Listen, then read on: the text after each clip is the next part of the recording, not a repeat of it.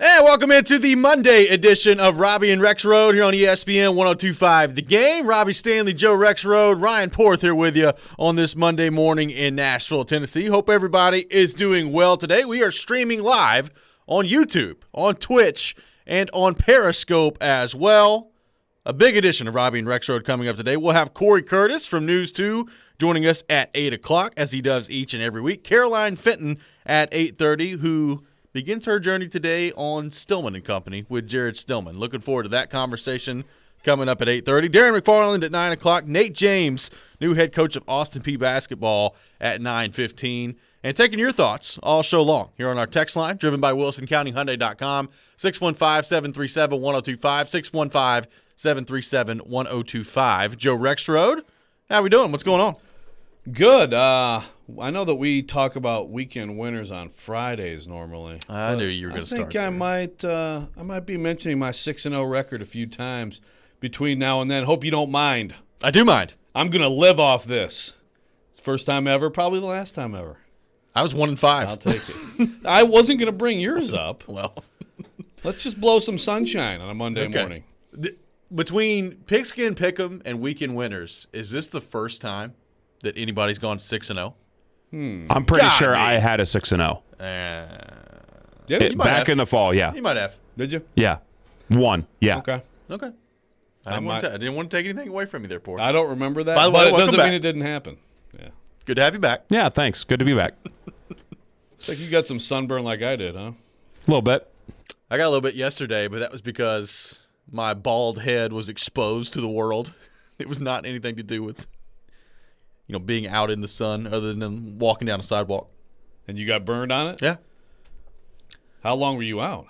Oh, 15, 20 minutes. Wow. Yeah. No kidding. Yeah, man. So if it's going to be an hour, you got to there apply, needs to be right? a hat. I mean, you've got or a hat or yeah. Oh, yeah.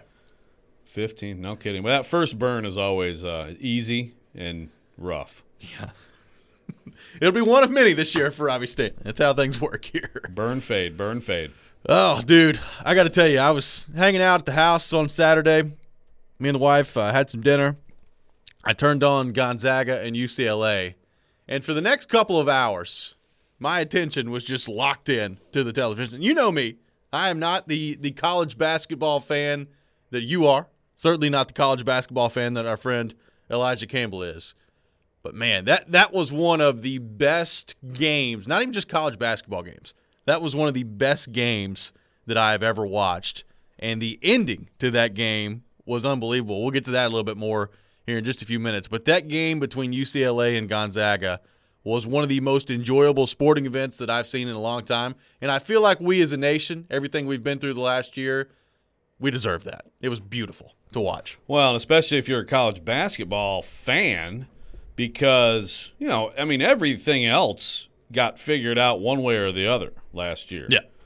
Hockey and the NBA got a bubble and football happened, and, March Madness 2020 could have been great, never happened, just got canceled. I should say also college baseball. Everything in college sports in the spring. So this is it feels a little bit like payback. And, I agree, that game was one of the best games I've seen. And we may be looking at a classic tonight. We'll see. But, man, that was that's the thing. There are crappy games that have buzzer beaters. Yeah. Like in some of these games, I remember Duke, Kentucky from 92. That was legitimately a great game. Start to finish, incredible. But some of these other games, I don't remember anything about Valpo, Ole Miss in 1998 other than Bryce Drew's shot, Yeah. But this was you get the cherry on top, and it was, the gourmet perfect dessert the whole way. So pretty special. And it was one of those games, too, where, and Charles Barkley talked about this a few times on the postgame show, UCLA played perfect. They played as well as you could have possibly hoped that they would play. And they still end up losing. But that was, I came into that game expecting Gonzaga, even if UCLA kept it close in the first half, that the Zags would just pull away in the second half. And they never did. UCLA, anytime you needed a big shot, they had to have set a record for, mid-range shots that found their way to go in. I mean, it was unbelievable, the shots that UCLA was hitting in that game. I thought they played almost a perfect game. Just wasn't quite enough. Yeah, Juzang was one of the stories of March, I think, was Johnny Juzang. Yeah. And Jaquez was great. And, yeah, even like Riley's hitting lefty jumpers. You're right. They played about as well as you can possibly play. And they actually, I thought, got hosed a little bit on a couple calls late in regulation. And, man, for that thing to go the way it did, you're right. If they didn't play their A++ game,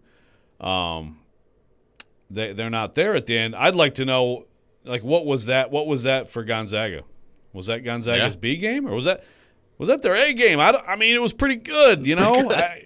It was just high-level basketball. It was like a game. It gets into the 90s, and yet I didn't feel like there was bad defense played. It was just shot making, and sometimes, and too often in college basketball, you know, you'll just have those games where it's like they're just not making shots, and it's 58-55 final. It's not as fun to watch as to me like an NBA game, but yeah, this was special. It was special, and UCLA ties it up with a little bit more than 3 seconds left in I guess overtime of regulation.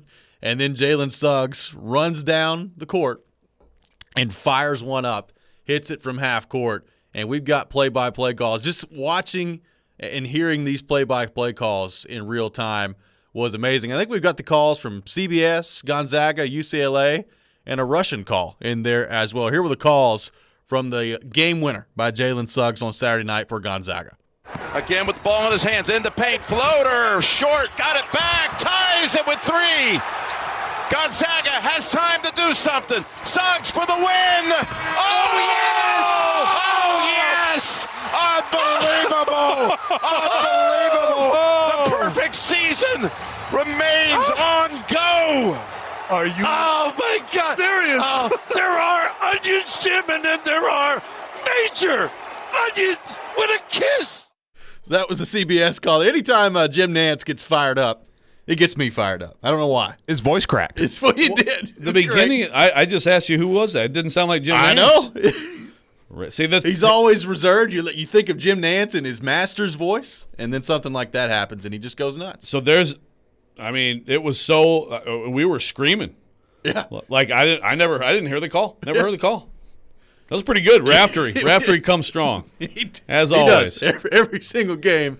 Let's hear the call from the Gonzaga point of view after UCLA's just tied the game, and then Jalen Suggs hits the game winner. To the right side of the floor, defended by Kispert now. Drives, leans in, the runner comes up short. Juzang though rebounds and puts it in. We're tied at 90. 3 seconds left. Here's Suggs the other way. Pull up 3 for the win. Yes! Yes! Yes! Of the championship game. He knocked out from 40 at the buzzer. Yes! The Bulldogs. Wow! Play for a national championship. So, as you could tell, that's the Gonzaga call. And you know who that was screaming? Yes, was Morrison, That's right? Morrison, That's Adam Morrison. Or Elijah Campbell. Screaming. Yeah. Oh, man. And as everybody knows, we talked about this. It was revenge for Adam Morrison. And then now Joe's got his computer Now my computer. going off his Let's phone. let's see what my computer has to say about this. Maybe. And then so you've got just the sheer jubilation on the Gonzaga side there on the call. Just a phenomenal shot by Jalen Suggs. And then I'm fascinated. I've not heard this UCLA call yet. I'm fascinated to see what this is like when you've just tied the game and then they run down. Before you play it, my favorite calls, like, you know, Super Homer radio. Oh, yeah. It's like, and this, there was a Lions play-by-play announcer, and it'd be like, and he's the third down, and he caught the ball and ran in for a touchdown. The Lions lose. Goodbye. Thanks, everybody. I mean, it's like that sort of call. I hope that's what this is. Well, without further ado, let's hear the call from the UCLA side of things on Saturday night against Gonzaga. With 7, gets to the elbow, a floater, line drive, no. Gets his own rebound, scores off the glass. 3.3 to go. Here's Suggs at midcourt. 2, 1, a 32-footer. Oh my goodness, he banked it in. Gonzaga has won the game. Wow. Cry in your pillow. Unbelievable. Suggs hit a runner. Bank shot going home. The Bruins are going home. Cry in your pillow. That's pretty good. Yeah, he was kind of searching for words there. Do we know who that team is? Josh Lewin on the call. Okay. On the play-by-play call. What color is? UCLA? Okay. It wasn't Bill Walton. I think we would have. How would Bill Walton have called that? Terrible. Oh, I would have loved to have seen Bill Walton's reaction. No, that's the thing. Even though it's his Bruins, he still would have been like, "Oh my goodness, I'm in Nirvana." Probably a good chance. Finally, let's hear the call, the Russian call of the Gonzaga game winner on Saturday night against UCLA. Стоило это сделать с остановки, флоутер недалек, сам подбирает. Забивает 3 секунды, ответы останавливает. Джейлен Сакс с центра на победу! Да ладно! Да ладно, он выиграл этот матч! Да. So that was the Russian and call. A big yes at the end. Yeah. Yes. That was pretty awesome. You know some Russian? I know da. Okay. All right. I didn't know if you were. And yet. Yeah, okay. That's no. There you go. There's 2 words there. Joe Rexrode, speaker of You know many yes languages. or no in Russian, and that's it. And vodka. What an awesome What an awesome game on Saturday night. Look, I thought I'm still convinced that it was, but it's not going to be the most memorable play now. But when Jalen Suggs went up with his left hand and blocked the shot from behind, which was clean, by the way, it was amazing. And then the one-handed skip pass that he had in transition was unbelievable. I was like, well, you're not going to get a better play than that. And then, of course, he hits the game winner, and that's going to get all the attention. But Jalen Suggs, and you said this last week, I'm still convinced Cade Cunningham's going to be the number 1 pick in the NBA draft. But whatever team ends up with Jalen Suggs, you're going to be in pretty good shape. I mean, you could make a case for him. You know, obviously he's not 6'6", 6'7".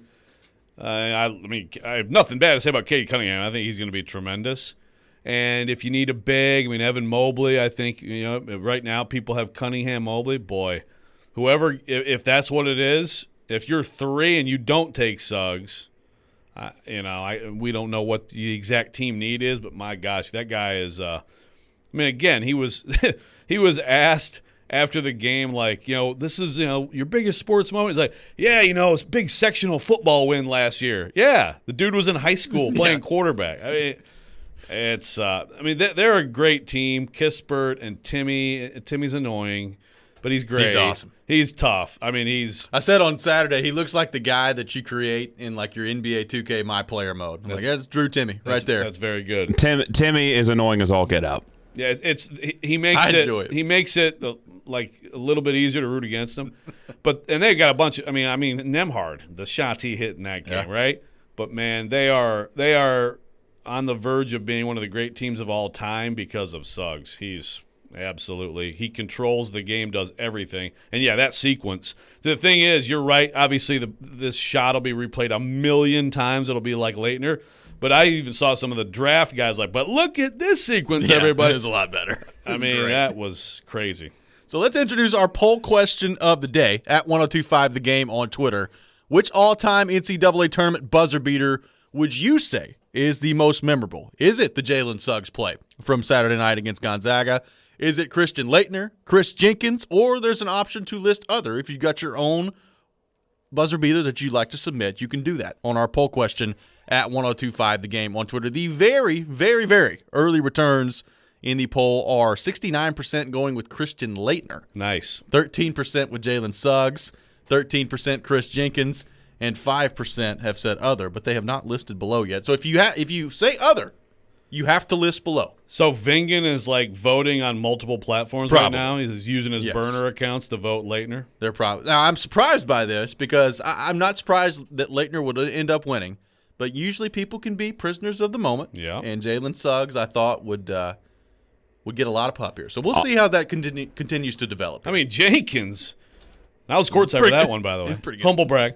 Yes. I'll show you Charles Robinson's video of me. I'll find it. Okay. Going like this on press row. He clowned me big time. I'm sure he did.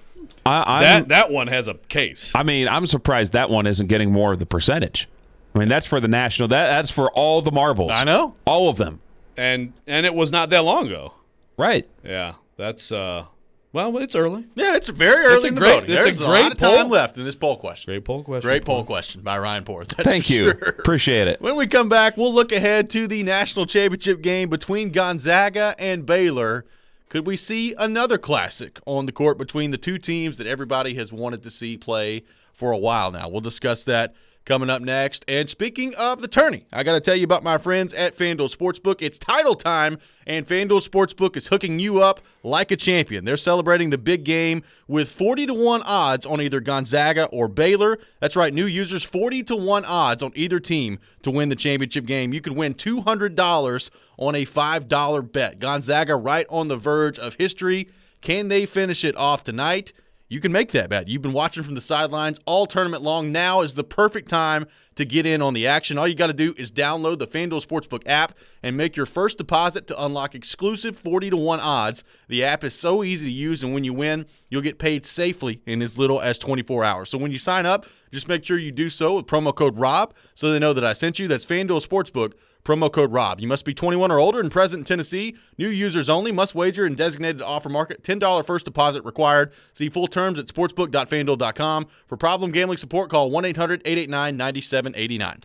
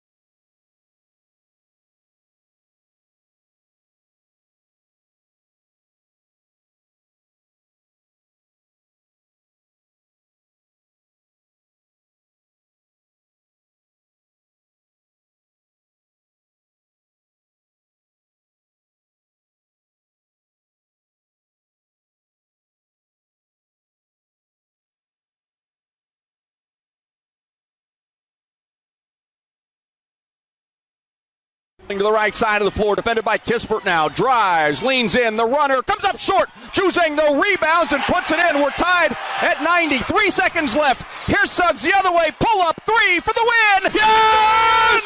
Yes! Send yes! To the championship game. He knocked it from 40 at the buzzer. Yes! The Bulldogs. Wow! Play for a national championship. I've always wanted to run up on the table and, like Kobe and D Wade and go like that. And I mean, that's the first thing I did. But man, that's something that you practice, on your mini hoop as a kid or in the gym, just messing around. And to be able to do that, it's crazy. What a memorable night for Jalen Suggs and Gonzaga on Saturday night. They take down the Bruins on a buzzer beater and now find themselves in the national championship game on the verge of history. Welcome back in, Robby and Rexrode here on ESPN 102.5 The Game. Robby Stanley, Joe Rexrode, Ryan Porth here with you on this Monday morning in Nashville, Tennessee. So, Joe, looking ahead to the matchup in the national title game, we've got Baylor and Gonzaga, the two teams that we've wanted to see play and clash for a long time. And there was a point this year where it was pretty much Baylor and Gonzaga and then everybody else. So I think even though the tournament we've seen has been awesome and there have been upsets, the fact that we've ended up at this point, to me, with the two best teams in the country squaring off against each other, I think is a really good thing. I'm really fascinated to see this matchup. By the way, we haven't even talked about Baylor yet. They destroyed Houston on Saturday, 78-59, in a game that was really never close. Baylor came out and just lit them up in the first half. So I am fascinated to see this matchup. It's going to be very difficult to top the game that we just saw between UCLA and Gonzaga, and maybe unrealistic to top the game that we just saw from UCLA and Gonzaga. But I would still expect this one between Baylor and Gonzaga to be a really, really good game. All right, before I break that down for you and tell you exactly what's going to happen. Okay. Did I mention I went 6-0? Yes, I think you did. Also called shots. Arizona shocks UConn tonight in the women's Final Four. Correct. But I had South Carolina beating Arizona in Sunday's title game. I don't know if you guys watched yesterday's championship game, but it was fantastic. Unfortunately, Ari McDonald did not make the last shot. But Ari McDonald is one of the players of March that I think the entire country got to I had no idea who the heck Ari McDonald was before this. She was incredible. I would put her right there with Max Asmus from Oral Roberts. And I think Jalen Suggs also, just even though he's been great all year, like we talked about last segment, the dude might be. It kind of reminds me of seeing Derrick Rose in person for that 2008 Memphis team, which was up like 50-20 at halftime at Michigan State, and it's saying that dude is going to be one of the greatest players in the history of the NBA. And he could have been, by the way, if not for injury. I don't know if Jalen Suggs is going to be one of the greatest players of all time, but he might be a transformational guard for somebody for a long time in this league. He very well could be. And the game winner the other night, he mentioned Kobe and D. Wade standing up on the table. I mean, he looked like Kobe and D. Wade in that game the other night. D. Wade tweeted at him, too. Did you see that? Yeah, he said he stood up on his kitchen table when he made the shot. So, I mean, just an incredible play by Jalen Suggs. And it was fascinating, too, because, you were caught up in the emotion after the game and just kind of breaking down what we had just seen between UCLA and Gonzaga. But, Kenny and Charles on the TV crew pointed out, this next game for Gonzaga is probably a better matchup from the standpoint of Baylor likes to play the same way they do. And they've opened things up, and you're going to see a lot of made shots, a lot of up and down action on the court. There's not going to be, this lockdown defense. I mean, they're expecting a high-scoring game in this matchup. As you look at the Baylor and Gonzaga matchup, what stands out to you about this title game? Well, I mean, I hear them, but I thought UCLA – there were times when UCLA clearly was trying to slow pace, but I mean, they also took advantage of their own opportunity, and that's why you had a 93-90 game, It's not like UCLA completely went Princeton or Wisconsin on Gonzaga. I mean, to me, it comes down to what can you do against Timmy inside for them. Because I do think, I think there's no better perimeter matchup for Gonzaga than those three guards. I mean, Davion Mitchell right now is playing out of his mind. Jared Butler, Teague. It's that perimeter group that's the primo matchup here. I'll be interested to see who draws the assignment of Kispert. The problem is Baylor loves to turn people over and get aggressive and get in their face, and I just don't think Gonzaga is going to buckle under that pressure. So it's going to be interesting to see how Scott Drew approaches that too. But the guy, Mr. Mullet has got to be big tonight. Matthew Mayer. Yes, he's a good player. he's got and Vital. I mean, those guys have got to play just great basketball. I mean, that's my question is, what are you doing against Timmy? Maybe they'll be really aggressive and just double him all night and make him throw out of that. But, then you're messing with a team that moves the ball incredibly well and shoots it incredibly well. So I think the answer for Baylor is shoot the absolute bleep out of the ball tonight. Yeah, I mean, that's got to be part of the equation for sure because, I mean, you bring up Drew Timme, and we talked a lot about Jalen Suggs. I mean, Timme had 25 points, and he was in foul trouble for half the night the other night. There were some moves he made in the post where you knew the ball was going to him. You knew that's where Gonzaga was trying to go with it, and it didn't matter. I mean, he was just getting to the hole anyway and scoring seemingly every time out there. So that's a big problem in the post that he presents and brings to the table. And then you factor in also, I mean, how many times have we seen them kick it into Timme and he kicks it back out to Kispert and he's just firing a wide open three? I mean, this Gonzaga, those three players are, and when they're in sync and working together, they're almost impossible to stop. Yeah, they really are. Crazy, I didn't realize this. They don't have a ton off the bench, but it's amazing looking at, 44 minutes for Kispert in that game. Nembhard and Ayayi both play 42. Suggs plays 40. Now, again, 45-minute game, obviously, the overtime. Timme, because of foul trouble, still plays 38 minutes. I mean, they only got 19 bench minutes in that game. That is, I'm sure they're fine. They get a day to rest, but that is one area where, man, maybe Baylor does have more depth. Baylor loves to pressure people. Maybe after an exhausting emotional game like that, extra time, there's something there for Baylor. Maybe they can get them a little bit more mistake-prone than normal. Yeah, maybe so. And Baylor's shot well all season long. I mean, that's how they've gotten to this point. We talked about it last week. They have been a phenomenal shooting team, especially from the three-point line. That's going to have to happen again here in this matchup for Baylor. I'm fascinated. Now, I did say it'd call your shot Friday last week that Gonzaga will win by double digits. I've been wrong about pretty much everything over the weekend, so I'm convinced that this is going to be a really close game, really great game.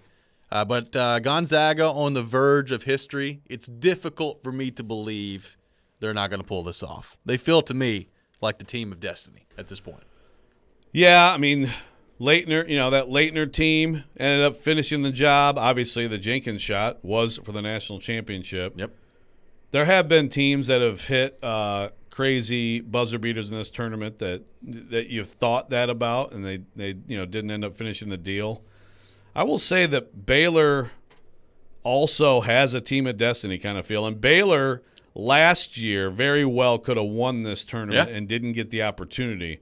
And you tweeted on Saturday while Baylor was playing, you're like, are you sure this team can't give Gonzaga a run? Yeah, I mean, the way they were playing, because that's the thing, that game ends up 19, but, I mean, again, it's 45-20 at the half. I mean, it was just, Kelvin Sampson was not looking too pleased over there. Yeah, I think if both teams play like an A-plus game, then I think Gonzaga wins a close game. I have a hard time, I could see the Gonzaga blowout scenario just because, they're better. They're the best team. I don't see a Baylor blowout scenario. That would be hard to imagine. But I think I think there's a good chance that we have a really, really good game. And that's the thing. What did Gonzaga play against UCLA? Yeah. Did they play? What was that? What would they call it? Would they call it their B game? It didn't look like a B game to me. It just looked like, UCLA just keeps making these shots, and it's So hopefully we get that again tonight. Back and forth. High scoring. When we come back, we will get into the Nashville Predators. Another big win for the Predators over the weekend and some losses on the personnel front as well, continuing to mount up. All that coming up next. This is Robby and Rexrode here on ESPN 102.5 The Game.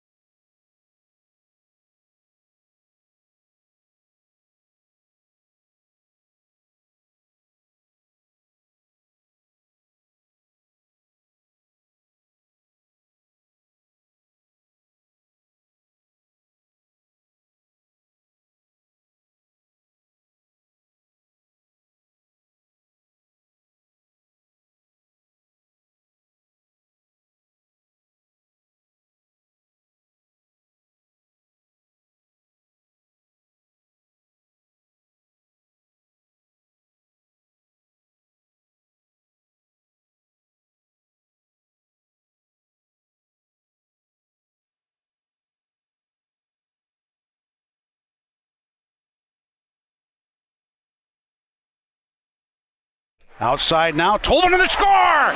Ellie Tolvanen, a laser! And the Predators are on the board for a 1-0 lead. Here he goes, right-hand shot, picks it up at the center dot. Sort of moseying in through the right circle. And he scores! He made it look so easy. Right in front, the shot of the score.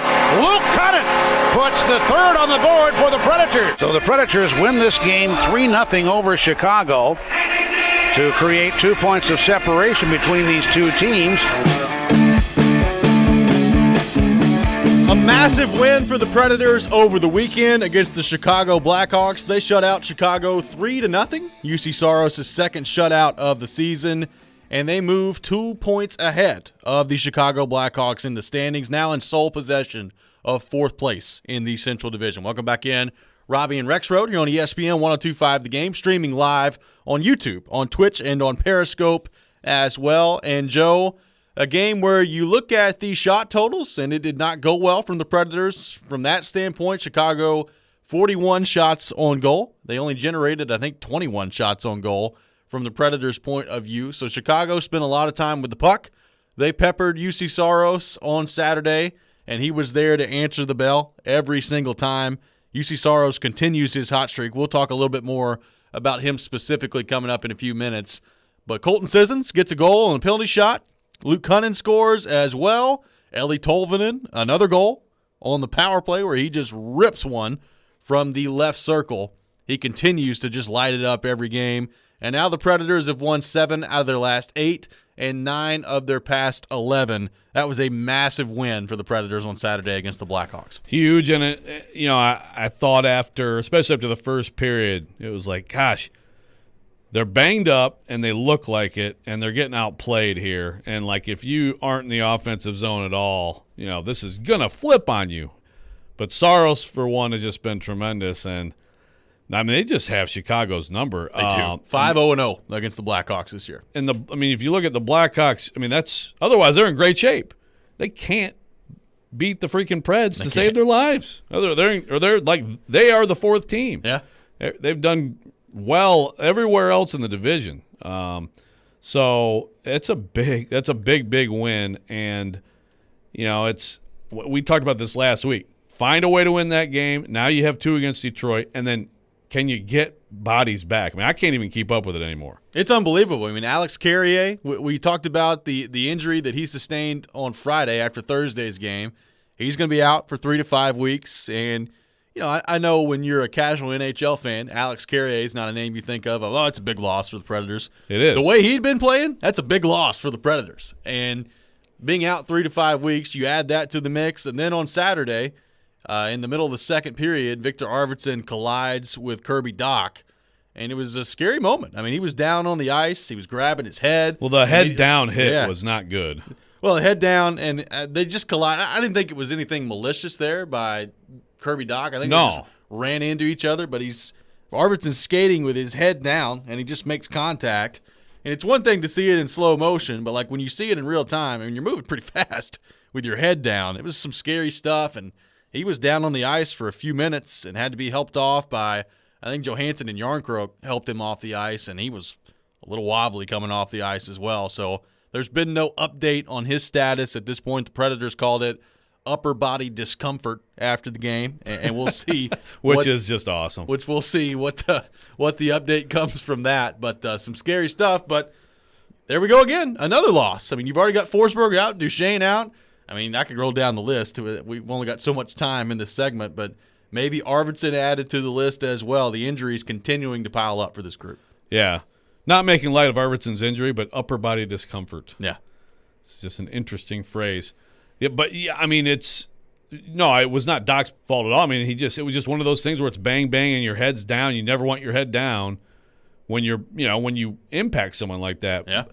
But he kind of grabbed his head. Yeah. So, I mean, honestly, that's better than obviously any kind of neck thing. And right. then he was able to move, and they got him off, so that's good. But, yeah, I mean, I think this week, we're going to have Duchesne Wednesday. He should be real soon, I believe, yep. right? But sounds like Ellis is not too far away either. But then what's the Forsberg situation? Because that's, they miss that guy. They miss him. they miss him, as you would expect. Over time, it's not going to be good for you. Pretty amazing that they're winning without him. I mean, it's pretty amazing what they've done. Well, honestly, overall. It is. And John Hines talked about after the game, I mean, they just needed another day. Like the fact that they've had now 2 days in between games is big for this group, because I think what you talked about is kind of catching up with this team. You've got a lot of injuries. You've had a lot of games recently and not very many days off. They didn't skate yesterday. They're not going to skate today either, I don't think. I think they're just going to fly straight to Detroit and get back on the ice in the morning skate tomorrow. Like, this is the time that's interesting as a coach. I mean, you've got, bodies dropping anyway, just in terms of the game itself, but the guys that are still out there and that are available and that are healthy, you've really got to be careful in the way you manage them as you move forward here, because they've played a whole lot of hockey as of late. Right. And again, it does work out a little bit schedule-wise, although, those break up the Red Wings after they just throttled the Lightning on Sunday. They're playing well lately, man. But, I mean, look, these are 2 games that even as banged up and probably exhausted as you are, you feel like you can handle. And if you do, then you get Tampa Bay coming in, a little bit of a litmus test kind of thing for this team on Saturday at home. And maybe they'll look a little bit different by then. Maybe the lineup will be bolstered by then. Maybe so. They could use it. They could definitely use it. That's for sure. And here we are yet again on a show after a game day, talking about another phenomenal shot by Eeli Tolvanen. I mean, this one was a slap shot from the top of the left circle, and he just ripped it right underneath the bar. There's nothing that Lankinen could have done about it. And Adam Vingan tweeted out kind of a graph of where these goals are coming from Eeli Tolvanen on the power play. They're pretty much all in the left circle, and they're all basically from the same spot. And it's getting to the point now where, like, if you're the other team, like, you know what he's doing. You know that he's over there, and you've got to respect Josi up top. I get that, especially when Forsberg's, you've got to respect the other side as well.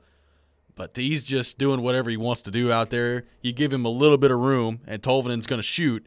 And lately, him shooting is very good news for the Nashville Predators. Far be it for me to participate in Eeli hyperbole, okay? But like when other teams, it's going to get to the point where when other teams, and even like fans will recognize this, are playing the Preds in their power play, it's like you're going against the Caps, and you know where Ovechkin is, and if you let him have I mean, I'm not saying he's him, but I know. Or Stamkos, right? Yeah. The same spot. It's like, don't let it get there. And if you are shifted too far over and he gets that much space, you're dead. Yeah. I mean, it's kind of like that. I was thinking Saturday, how much longer are our opponents going to give Tolvanen that much room? Because Tolvanen had almost all day to shoot that puck. Some of them haven't, though. I mean, I've noticed that, right? Yeah. Like, I feel like some teams have actually said, but yeah, then you get this the other day. It's like, no, don't do that. Well, the problem when Forsberg is healthy, if you're covering Tolvanen, you're leaving Forsberg open. Well, and even Josi, like we saw it the other day. I mean, they chased Tolvanen off the spot last week. He dropped it back to Jarnkrok. Jarnkrok slid it over to Josi, and he just fired it. That was against the Stars. I mean, and Tolvanen's lit up the Stars so far this year. So finally, they were like, you know what? We've had enough of this guy. We're not going to let him shoot. You chase him off the spot, and he's making good plays even when he's not shooting. That to me, continues to be very encouraging about him. But you give him a little bit of room, he's going to make you pay for it. And the Predators, and I know we've talked about this a lot, they've just not had a guy quite like that in a long time. I mean, Korea could do that a little bit. Forsberg obviously can do that a little bit. But Tolvanen, that shot is special, and he continues to unleash it in different ways. Where are they now in the league in the power play? Because we're close to Vingan having to retire the Simpsons gif. He started doing it again the other day. It's got to be close. I don't know exactly where they are. They're in the top 15 now? I think they're right around there, yes. Which is amazing because we talked about how bad the penalty kill was to begin the year. Power play wasn't a whole lot better. I mean, they struggled on the power play as well. Right now, the Nashville Predators, 15th. 21.1% on the power play. Oh, coming on up, Vingan. And speaking of the penalty kill, I mean, the 5-on-3 the other day obviously was pretty epic. So a big win for the Nashville Predators, and the most responsible party for that win was certainly the goaltender on Saturday. Juuse Saros continuing to play really well for the Predators in net, and we'll discuss that more when we come back. Is this just a hot streak for UC Saros, or is he turning into a different level of a goaltender right before our very eyes? We'll discuss that coming up next. This is Robby and Rexrode here on ESPN 102.5 The Game.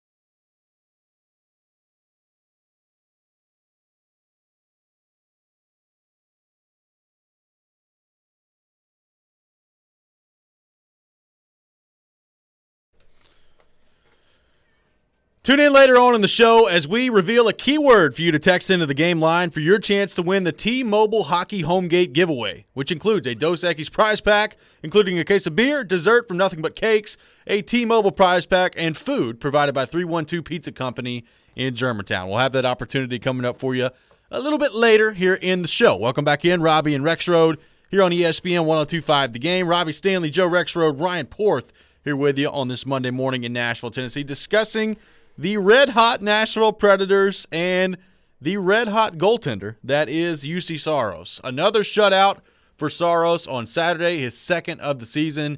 He's got a .962 save percentage in his last 11 games. He continues to just play excellent hockey. And I thought Saturday, Joe, I mean, there were some point-blank chances that Chicago had. I mean, if you're a guy like Dylan Strome, who I swear had 5 or 6 great looks from right on the doorstep on Saturday, you've got to just be like looking around right now asking yourself, like, what do I have to do to get a puck past this guy? And Saros has been sensational. I mean, even last week against Chicago, he was a brick wall then as well. And then Saturday, he was awesome. I mean, there's no other way to put it. And if he plays like this, you're going to give yourself a chance to win every single game. It doesn't matter what the lineup looks like. I mean, it's amazing. You know, he's sitting there with a 9.28 and a 2.27 goals against at this point.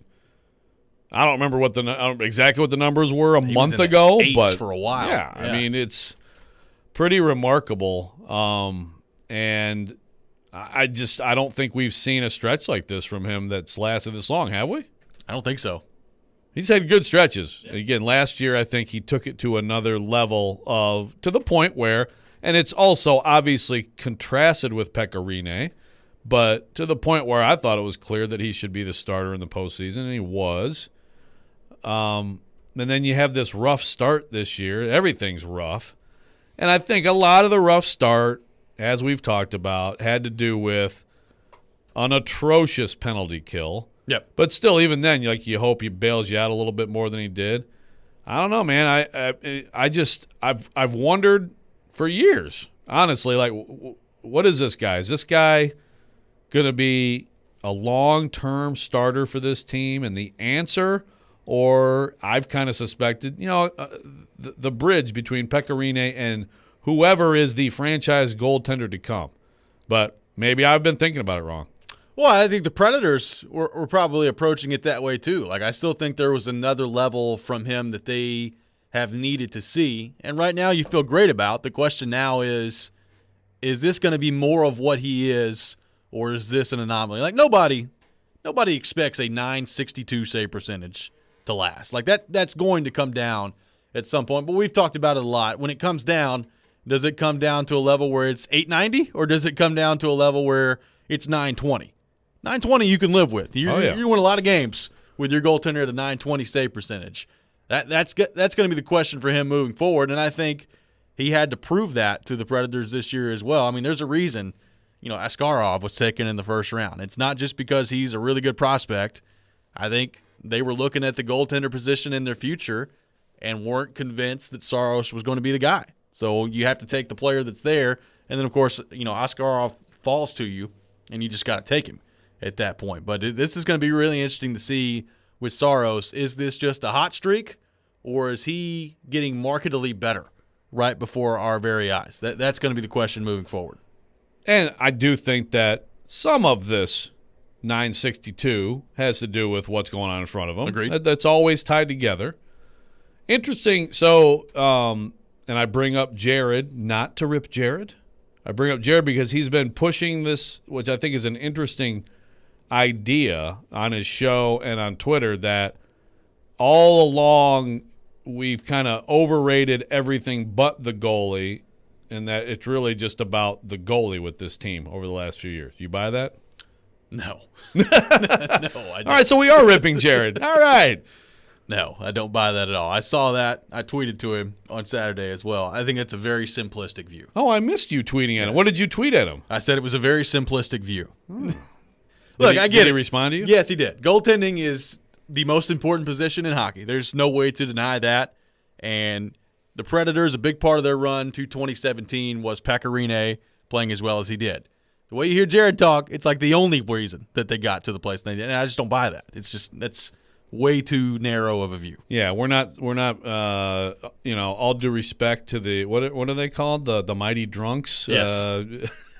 Gover and Bradford. Like, I'm not putting them out in front of Saros and like, hey, everything's fine. Yeah, right. There's a little bit more to it. And Jared's point was, you think back to 16-17 with the Penguins. You've got Crosby, you've got Malkin. I mean, they were driving that team. And, yeah, they were. Still got pretty good goaltending from Matt Murray. Like, if you remember the last two games of that series with the Predators, 1 goal. And it got disallowed. They shut him out the last games. So that's right. Needs a pretty good goaltending to win. Like, yeah, very rarely will you ever see a team make a run or do anything special in this league without great goaltending. Right.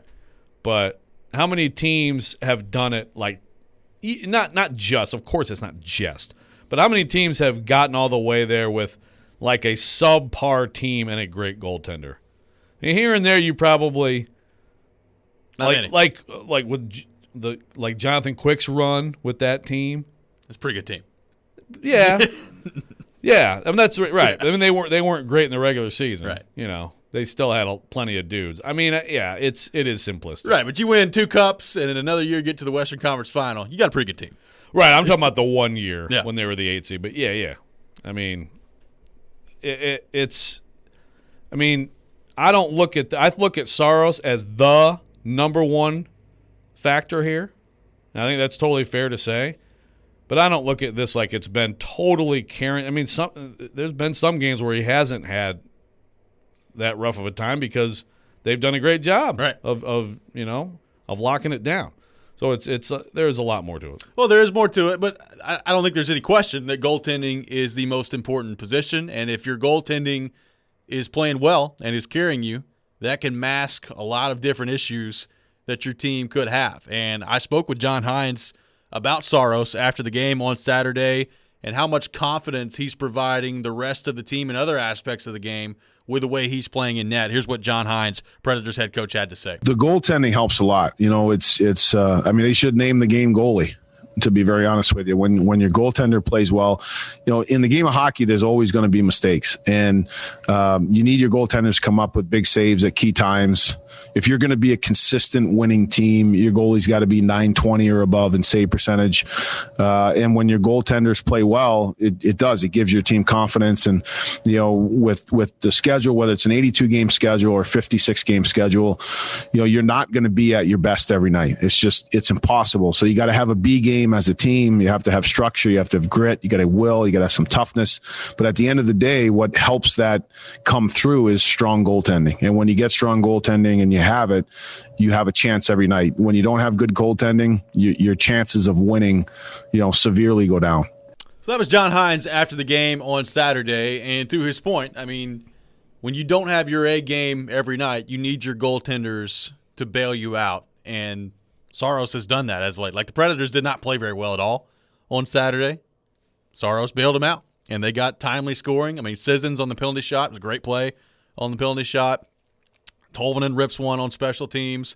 Cunnin finds his way to the middle of the net and kind of fanned on the shot, and it went in anyway. You didn't play all that well offensively, but your goaltending was pretty phenomenal when you needed it to be. They should name the game goalie. Like, if I was Jared, I would tweet that quote directly to you. Well, I think that kind of goes against my larger point, because I said when he tweeted out about the run to the final, I was like, well, yeah, you could say that about every team in hockey. It's goalie. Like, it's what it is, but you need more than that to get there. Yeah, there's been a lot of good players other than Pekka Rinne over the years for the Preds. Including a Norris Trophy winner. Yeah, he was pretty good too. Pretty good. But that is a heck of a quote by John Hines. Yeah. Maybe they should rename the game goalie. How do you think that'd go over? The National Goalie League? Yes. NGL? NGL. Hey, maybe we're on to something here. A big game for UC Saros. And I tell you, one of the things that stood out to me was you can tell, like, for years when you've watched Pekka Rinne play, when he's on and when he's confident, like, you can tell that glove hand is going. And so he's, even through traffic, he's finding the puck, he's snatching it out of midair, the glove hand is going. To me, what I've noticed lately with Saros is when he's really confident, he is just totally calm in the net. Like, there was this big scramble in front of the net on Saturday, and there was like 3 Blackhawks in there digging for it, and Predators, and there was a dog pile in front of the net, and the puck just squirts out, and Dylan Strome is right on the net front. Oh, yeah. And Saros just sits, he just kind of waits on it, sits there, waits till Strome gets right next to him, and then he just knocks it away. I mean, just total poise. Well, and that you can't teach that. And the term C-Mace uses is patience, which is kind of interesting. I think if you're not a goalie, that may sound strange, but that's kind of exactly what it is, right? It's like, don't react too quickly. Yep. Wait for it, get it out of there. It can't be easy to do. No. But it's probably a perfect example of, like, feeling good. And I think with Pekka Rinne, too, to me, like, I feel like there are some nights where, I don't know if jittery is the word, but a little bit reactive to things more, and usually that's not a good night. Or overcommitting. Yeah. Right. I think that's a fair observation for sure. When we come back, we'll continue the discussion on the Nashville Predators. Here we are 1 week away from the NHL trading deadline. What do we think this week could look like for the Predators? We'll discuss that coming up next. This is Robby and Rexrode live from the Wholesale Link studio, powered by RumbleOn.com. You're on ESPN 102.5 The Game.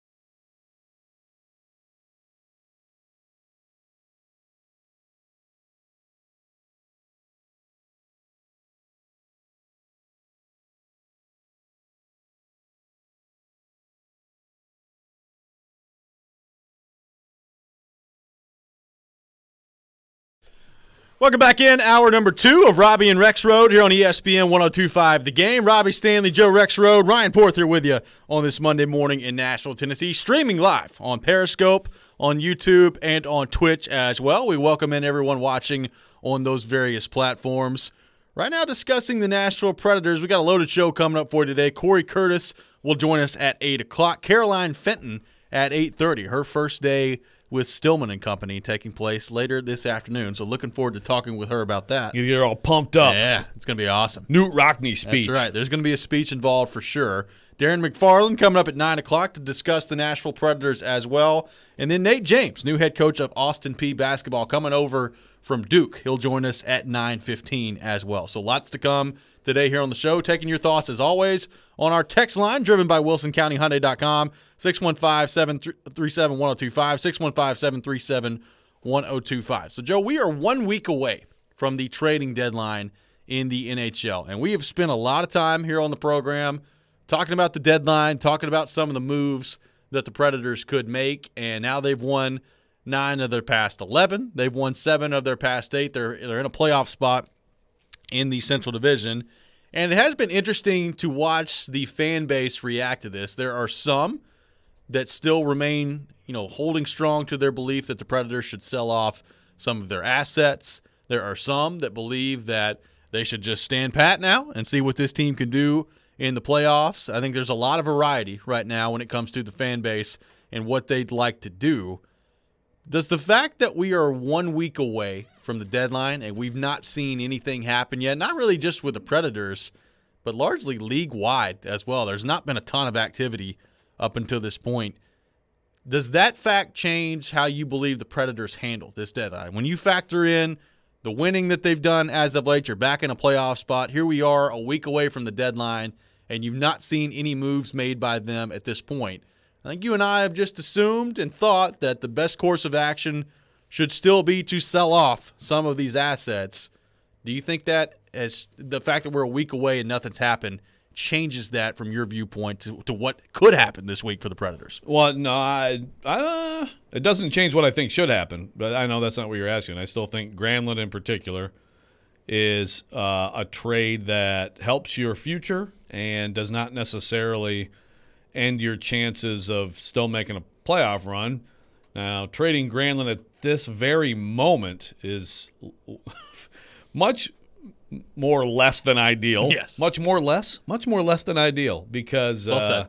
Yeah, brilliant, because you're banged up and you need bodies in the lineup. But I don't have any different feeling on what they should do there. I don't know on the fact that there's been no activity. I mean, a lot of cases you go down to the end and you're trying to get the best possible deal, and sometimes that urgency will end up helping you if you're a seller, right? Yeah. So maybe it's just a case of, right, so far, Poyle has not heard on the other end of that line what he wants to hear. Could be. And I don't buy that he's not engaged in those calls. Oh, I don't buy that either. And even if he doesn't end up going that route, which I think you and I feel like he still should, he's certainly having those conversations at this point. And it is fascinating. I mean, we're a week away, and it's fascinating from this standpoint. Like Granlund in particular, we've heard about the Maple Leafs maybe being a fit for him, and talking about the quarantine that takes place. Now, there has been a change to the quarantine as well. It used to be 2 weeks, and now it has been moved down to 1 week that you would have to quarantine. So that makes the idea of trading for a guy in the States, if you're a Canadian team, a little bit more appealing. It's not a non-starter. Yeah, it's not just total non-starter anymore that you got to wait a couple weeks and then all of a sudden it's almost May before you get any use out of him whatsoever. Like, it would be a quicker process up until this point, although I am interested to see, with everything going on in Canada right now with COVID and like the 20 cases that are in Vancouver with the Canucks, how does that impact what happens moving forward here? That's going to be fascinating to see as well. But for the moment, the quarantine period, 1 week in Canada. So I think we've talked about this before of if you're a Canadian team trying to get a guy like Granlund on an expiring deal, you probably want to make that move sometime in mid to late March so he can come in, have some time to assimilate, and you can get some good time with him in the regular season, find out where that player would fit, and then make your playoff run from there. It's still a little bit later than I personally would like to make a trade for somebody like that at this point, but with the 1 week quarantine, not quite as devastating as the 2 in terms of trying to get in there and build team chemistry. Yeah. I mean, to me, it's like if you're a Canadian team and, we've been talking about Toronto and Granlund for a long time, still could be absolutely worth your while here. If you can make it happen. So this is, I'd love to know how many people have changed in the fan base on the trading issue. Yeah. It does feel also a little bit like, still like the fans, I think most fans would still like to see something done in the name of helping the future of the franchise. But clearly, these players, however you want to, whatever you want to point to, young guys coming in and giving some veterans little bit of a push, some people coming into their own as players. I think that you got to look at this like there's a collective determination to, get to the playoffs, but also to show that this is still a good team, right? Yeah. I mean, these guys have a lot of these guys have already campaigned in the past to stay together, and so if they do make some kind of a significant deal, I'm sure that's not well received in the room. But I also think, if I'm a GM, how do you worry about that? You can't. You can't. We're past the point of worrying about that. When you get to the President's Trophy and you're out in Game 7 of the second round and the group wants to stay together, I think it's a much easier sell. Makes sense. You're like, okay, yeah, let's take another crack at this thing. When it's been going the way it's been going the last couple of years, and especially the start of this year, how bad it was, it's a much tougher sell, I think, when it comes to that. So I agree. If you're David Poile, there was a time where you could listen to that and I think really heavily weigh that factor. I don't think you can do that anymore. You've got to remove yourself from the emotion of it, and David Poile is very good at that. He can remove himself from the emotion of it like you need to as a good general manager in this league. I think that's going to be what's required here. But it is fascinating to me that we've seen nothing as of yet, not just with the Predators, but really league-wide as well. There's not been a ton of activity. I don't know, Ryan Porth, as you look at the deadline here, does the fact that nothing's happened yet with the Predators make you feel any differently when you factor in the winning they've done as of late and now they're in a playoff spot? If you had to put a percentage chance on it, what would your percentage chance be that the deadline comes and goes and nothing happens with the Predators? I'd say probably 15-20%. I'd say that's a pretty low number. Yep. But I mean, how much activity has there really been around the league? Not a lot. I mean, if there were a lot of trades happening here in the last couple of weeks and the Preds weren't one of the teams involved in those trades, I think there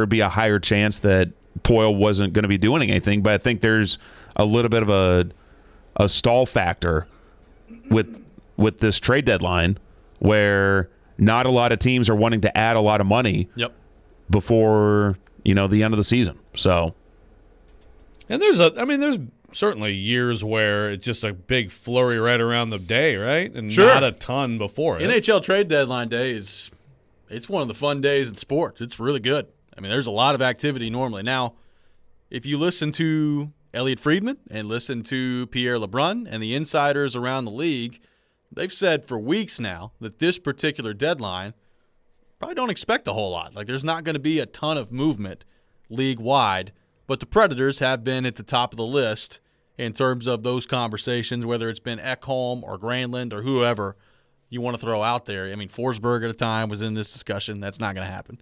So, I mean, I do think it's interesting that we've not seen much at all league-wide, but to your point, Joe, I mean, you could get to Saturday night, Sunday of next week, and into Monday, and that can change in a hurry. All it takes is one big deal to be made by a contender, and then other contenders look around and say, oh, well, we've got to respond to that, right. And then the ball's rolling from there.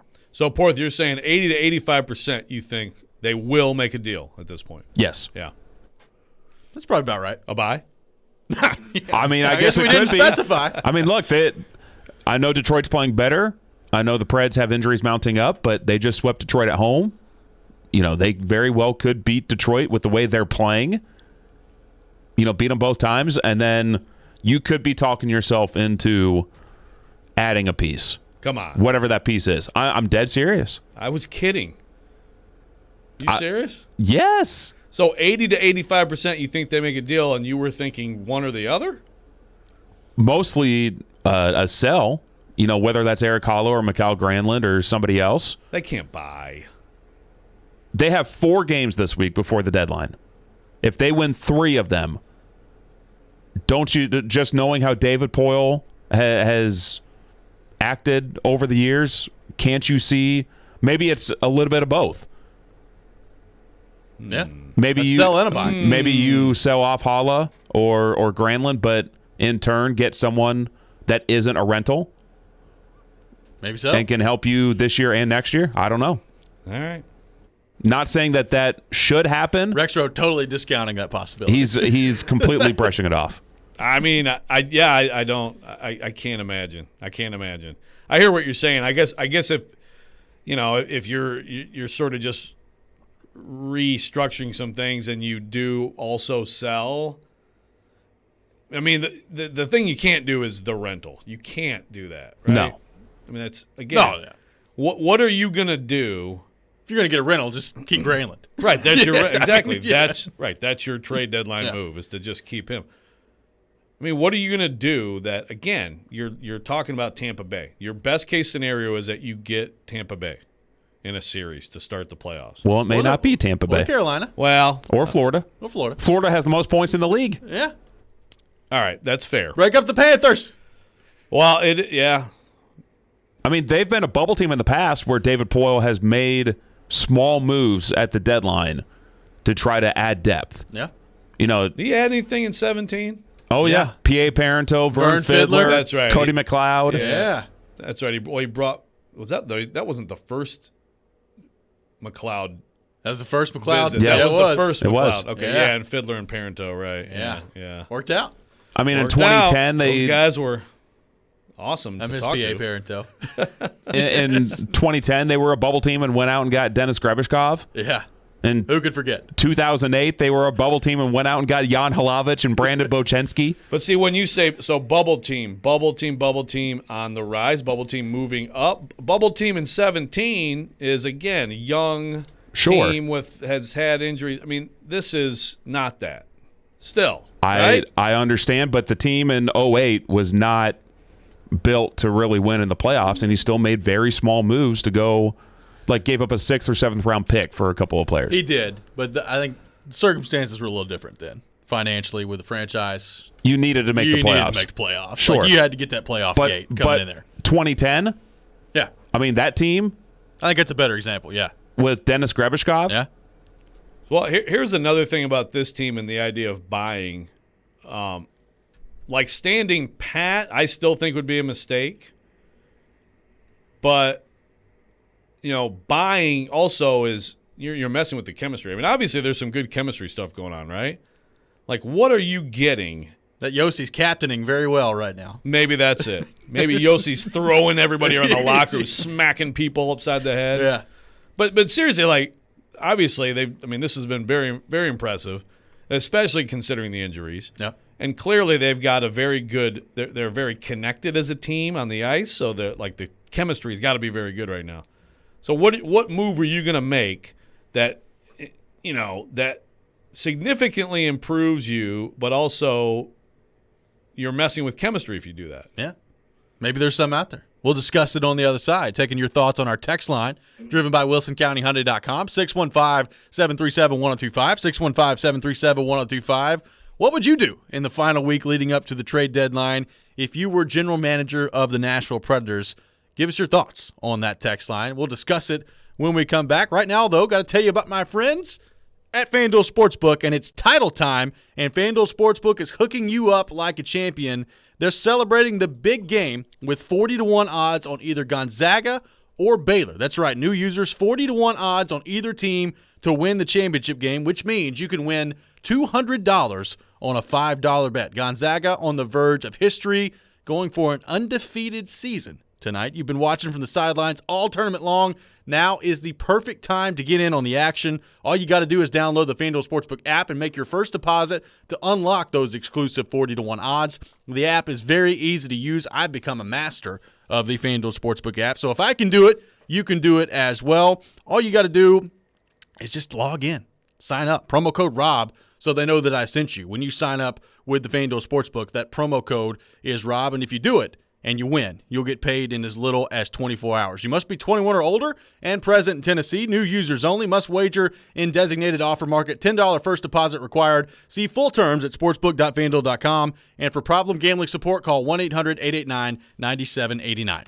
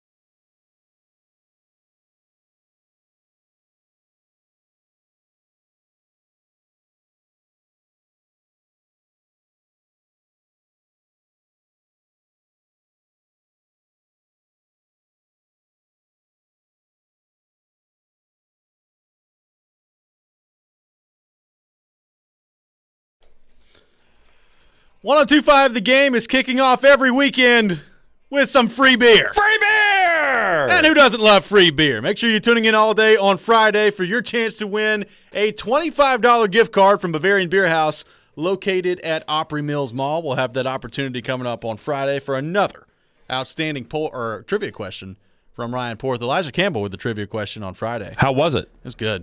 All right. It was pretty good one. What was it? It was the now I'm blanking on what it was. It was good. It was good, though. It was basketball. It was so good that y'all can't remember it. It was Gonzaga, I think, had won every game by 14 or more. Yep. Last team to get into the Final Four, winning every game by 14 or more, at least. I forget the answer, too. 04 UConn. Oh, yeah. Emeka Okafor, Ben Gordon. Yep. Gover, Jeremy K. Gover, by the way, with a nice submission on the buzzer beater. And he's got a great point. The Tyus Edney, UCLA, and I don't know if the year is listed in this thing he sent to us, but that was about I was going to say 93, 95 against Missouri. That was incredible. Also, for people out there, and I replied to this, who remember the Danny Ainge, same thing, did this for BYU, weave through an entire defense. I mean, that's the thing. Like, there's been so many incredible. I mean, again, Bryce Drews, that play for Valpo to beat Ole Miss was amazing. But I do think that the stakes have to be a part of this too, right? Yeah. Like, at least, like the Leitner was to get to the Final Four, Jenkins to win it all. Now we have Suggs to get to the title game. I do think that has to weight the answers a little bit, but I will agree that, like, the Edney thing, it was like, there's no way he's getting all the way to the other end, and he did. Well, that can be the submission under the other in the poll question. Yes, sure. So please do that, Jeremy. Jeremy K. Gover, please write that in other. Thank you. Right now, talking Preds, taking your thoughts on our text line, driven by WilsonCountyHyundai.com, 615-737-1025, 615-737-1025. So, Joe, we've talked about the trading deadline and some decisions coming up quickly for David Poile and the front office for the Nashville Predators. Ben on our text line texts in and says, is David's seat still warm? And is there anything within reason he might do that could backfire into him being fired this offseason? I would say at this point he's probably in good shape. And if they make the playoffs, I think he'll be in really good shape moving forward. Like, I don't anticipate David Poile doing anything at this point, given the way this season has gone, to jeopardize the future of the group. Like we talked about, maybe there's a scenario where they buy. And I know some fans have talked about that. I just don't see it. Like, I don't really find a realistic scenario out there where David Poile is going to spend future assets to bring somebody else. Just going to buying spree. Like, I don't see that being within the realm of possibility here for the Predators. So I don't think there's going to be anything that's done that jeopardizes the future and you lose out on more assets. I think you and I have talked about, I think it's important for the Predators to continue to stockpile some of these assets. And with the young guys that they've had that have come in and played well, I think you feel better like if you were to trade a Granlund or a Haula or maybe both of them. You still have guys in the pipeline like a Pitlick that could come in and play. We've talked about Tolvanen. We've talked about Trennan and Olivier finding their own right now as well. I mean, they've got some younger guys that have come in and played well. I said this last week. To me, if I'm Poile, that makes it easier to sell because you've got young guys playing well, and the more they play, the better off that's going to be for your franchise in the long term in terms of making this thing get through the retool or the rebuild, whatever you want to call it, quicker with some of these young guys maturing maybe a little bit faster than you'd hoped. Yeah, I mean, as far as the question on the warm seat, we've talked about this. I don't know who would fire him. Like in the ownership group, like it's not clear. You know, I don't. This is a different situation than a professional team with, like, I don't know, Jerry Jones is the owner. You know, like, I mean, there's some teams where you've got an owner or Daniel Snyder who's trigger happy. So that's one thing. But also, when we were talking about that more with Poile several weeks ago, it looked like this season might be like terrible. Really bad. Yeah. And so then it's like, okay, well, what have you built here? And look at how bad it is. Well, now you have these young guys who come in and say, so I guess that Tolvanen pick's looking pretty good now, right? And yeah. You mentioned some of those guys like Olivier. What about a Carrier? Yeah. He's looked like a guy to me who has a future. So, you know, some of your choices look better now. Well, and your outlook does too, just in Your terms of outlook- what the future looks Your like. outlook looks better, and a GM is still ultimately judged by the record of the team, right? Sure. And that's over a short and a long-term period. Well, this team is pushing for the playoffs. So, I mean, I think that has gone away. And, yeah, I've never bought the idea that Poyle was just going to be like, let's let it ride, baby. I don't think – now, maybe Porth's right, and there's some buy scenario. I'd be shocked still. Let's go to the text line driven by WilsonCountyHyundai.com. Trevor texted in, I was at the game Saturday, and Philip Forsberg was listed at the beginning as a scratch and not with the injured players. Do you know why that would be? Yes, he's not on injured reserve. So if you're on injured reserve, you will be listed with the injured players. He is not on IR. It doesn't mean that you're a quote-unquote healthy scratch necessarily. Yeah, you can be hurt and not on injured reserve. Yes, they are. They're not healthy scratching Philip Forsberg, I can promise you. Phil, appreciate you, buddy. Yeah. We're gonna roll with this a little bit. Yeah, we don't want to have a seat, buddy. We don't want to be too offensively dangerous. It's helping us to be the gritty team that. I know you're a point per game guy, but you sit over there. Yeah, don't worry. They're not healthy scratching Philip Forsberg. Rest up, Phil. We'll bring you back for the Cup final. Let's go to our 1025 The Game phone line, driven by WilsonCountyHyundai.com, and welcome in Rob from Franklin, who wants to weigh in on the Nashville Predators. Rob, thanks for calling in to Robby and Rexrode. Hey, thanks for having me. I appreciate it. Happy Monday. You as well. So I'm torn about the decisions on who you would trade and who you would hold. But there's one thing for certain, that if you actually dangle Ekholm out there, that he's going to definitely bring in some top first round draft pick. I'm not sure. I haven't heard the numbers, but at least one, maybe two, and a prospect, something along those lines. But as Crispy says often, why would you trade something that in a year or two you'll be looking for? And he's such a smooth skating defenseman, drills the puck, drills other people. He's just exactly what you need, and he does have a year left. Granlund, on the other hand, Holla, Cousins, I think that they would, it'd be nice to see a package deal come up for one of those people. But Ellis hasn't come up in this conversation, and Ellis he has a lot of good attributes. He's a great leader. He's he's a very good defenseman, and he when he's healthy can play well. I think it's the leadership portion that might really appeal to other people. But it's be pretty interesting to think, what if the Preds make a monster deal with some of the people that haven't been performing very well, say Duchesne and maybe another for maybe an Eichel, something along those lines. That would be interesting to look at, because I don't think Buffalo at 8 wins in the season is exactly loving where they're at, and I know that Eichel's just very, very unhappy with where he's at. And rather than set yourself for this year, maybe look for years in the future. He is an amazing hockey player. Right. And that'd be kind of interesting to look at. Maybe an underperformer like Duchesne and somebody else like an Ellis, wrap it up with another person for an Ellis Duchesne for an Eichel. That'd be pretty interesting. Hey, thanks for the call, Rob. We appreciate it. It certainly would be interesting. Would you make that deal? Well, I don't think Buffalo would make that deal. But, yeah, maybe. Wait, he said Duchesne, Ellis, and something else for Eichel? Duchesne, Ellis. I don't know if he was necessarily saying you package all that together, but because I certainly wouldn't do that. But, I mean, Jack Eichel's really good. Jack Eichel also $10 million a year. And he is – now, maybe this is as simple with him as it's Buffalo, and he has been worn down by the Sabres, and he is tired of being there in Buffalo, and I buy all that. Wouldn't blame him. Because I would not blame him at all. And maybe he ends up somewhere else and just lights it up. Unfortunately for Jack Eichel, he's always going to be compared to the guy that was drafted right before him, and that was Connor McDavid. And I remember there were teams that were having a literal discussion, like, do you take McDavid or do you take Eichel? And I was like, okay, let's not overthink this here.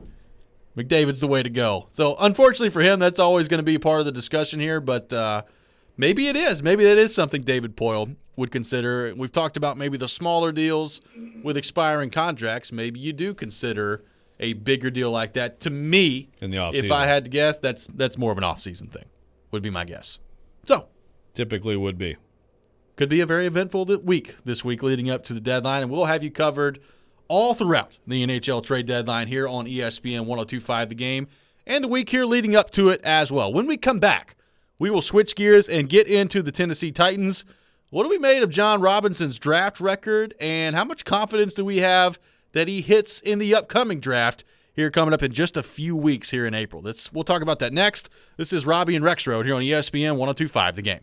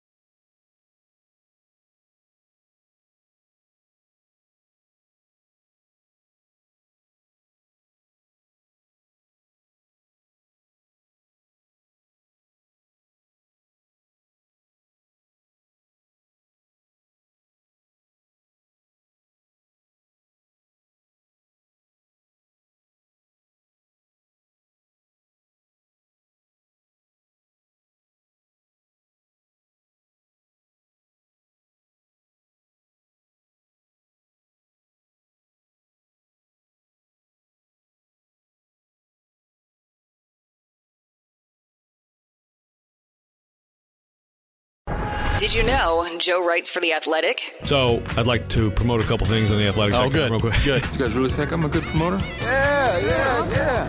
No, you are, man. Probably the best in the league. Yeah, that's what they say. Top 3. Yep. Right up there. Yeah. Here's another edition of Shameless Plugs with Joe Rexrode. Ah, yes. Another edition of Shameless Plugs with Joe Rexrode, who is indeed top 3 here on this show, for sure. Thank you.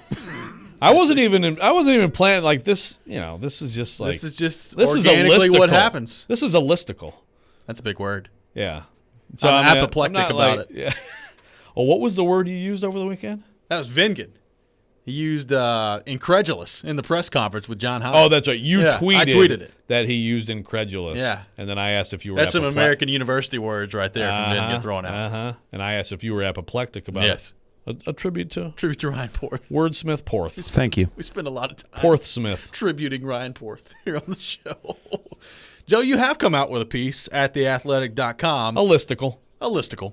Highlighting the best and worst of 5 years of Titans drafts under John Robinson and what they might say about leading into this draft here coming up in less than 4 weeks. Here, it's hard to believe we're less than 4 weeks away from the NFL draft. 3 weeks from Thursday, right? 3 weeks from Thursday. 3 weeks from Thursday. Oh, man. Can't get here fast enough. I know. I'm ready for the draft. That is for sure. We've talked a lot about prospects. Mock draft fatigue, man. There's a lot of that going on as well.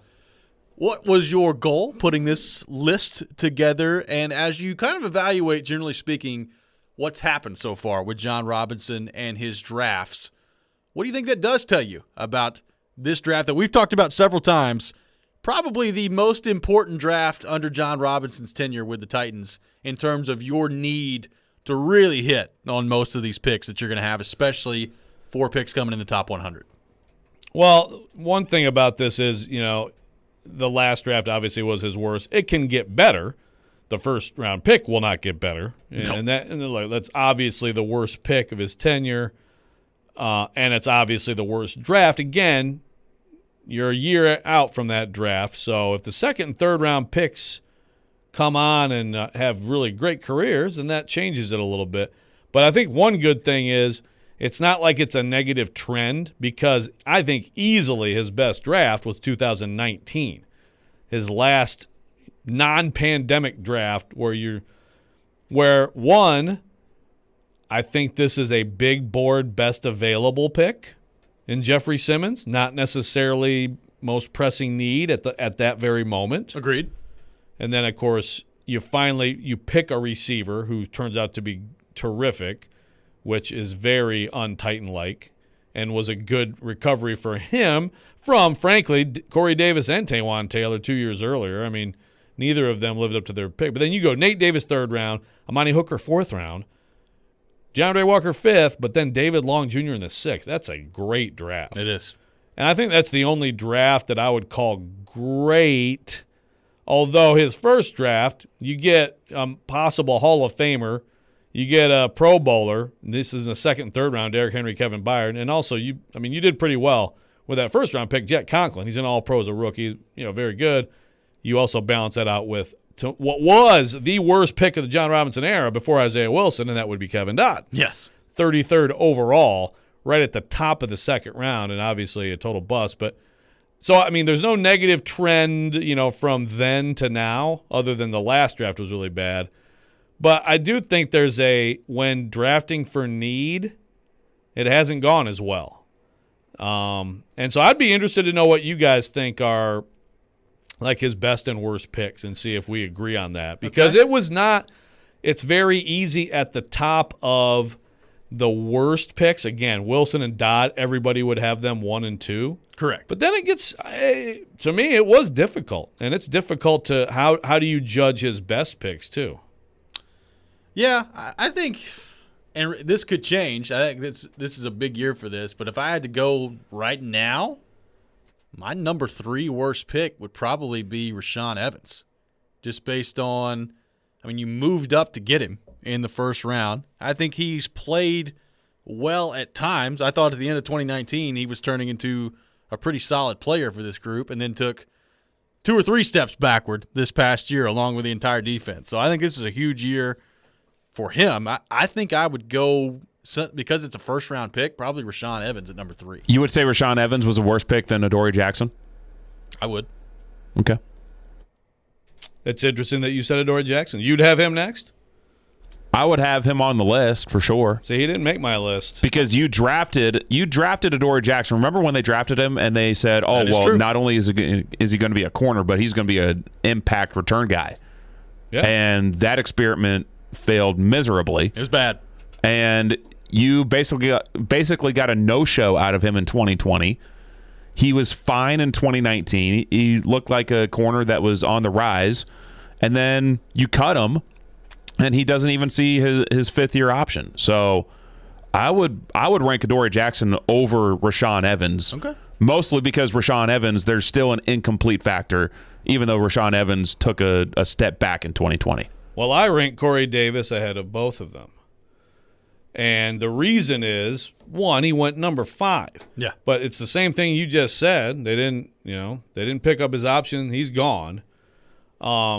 And to me, the placement of where he went is a big part of this. I mean, you think about that draft. What if you moved out of there?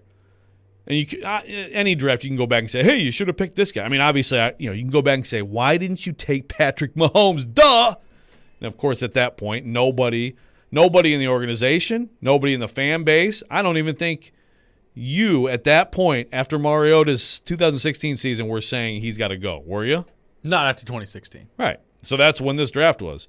But, man, Marshawn Lattimore, Tre'Davious White, T.J. Watt, Derek Barnett. I mean, you move out of 5, get like another pick, and you could have been so much better off. So, I think Adorie's somewhere pretty high because he's still, to your point, first-round pick, didn't live up to where he was picked, did not become any kind of factor as a returner, maybe a negative factor more than a positive factor.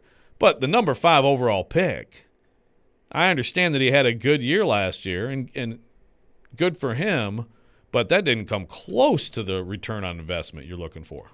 It did not. Now, another guy that would be on my list, and I think I have this right, and Joe, correct me if I'm wrong, but I'm pretty sure that Taywan Taylor was a 3rd rounder, and that did not work.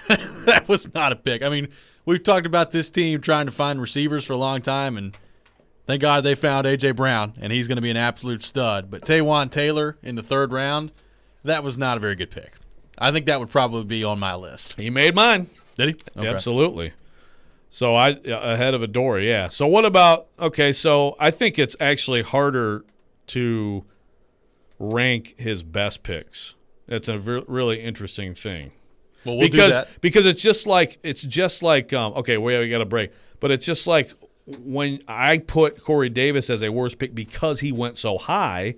So do you value the super sleeper pick in the late rounds that turns into a player, or is it like when you hit on a high pick and really hit, what counts more? That is very interesting. We'll discuss that How about on the other side of the break. The best picks for John Robinson under his tenure as general manager for the Titans. Taking your thoughts as well on our text line, driven by WilsonCountyHyundai.com, 615-737-1025, 615-737-1025. And speaking of the text line, T-Mobile and 1025 The Game are giving you and 3 friends the chance to win a stay-and-play experience at Hermitage Golf Course. Be listening in today at 4:15 for the keyword to text into the game line at 615-737-1025. You can find more details at thegamenashville.com contest page. We'll be right back. Robby and Rexrode here on ESPN 1025 The Game.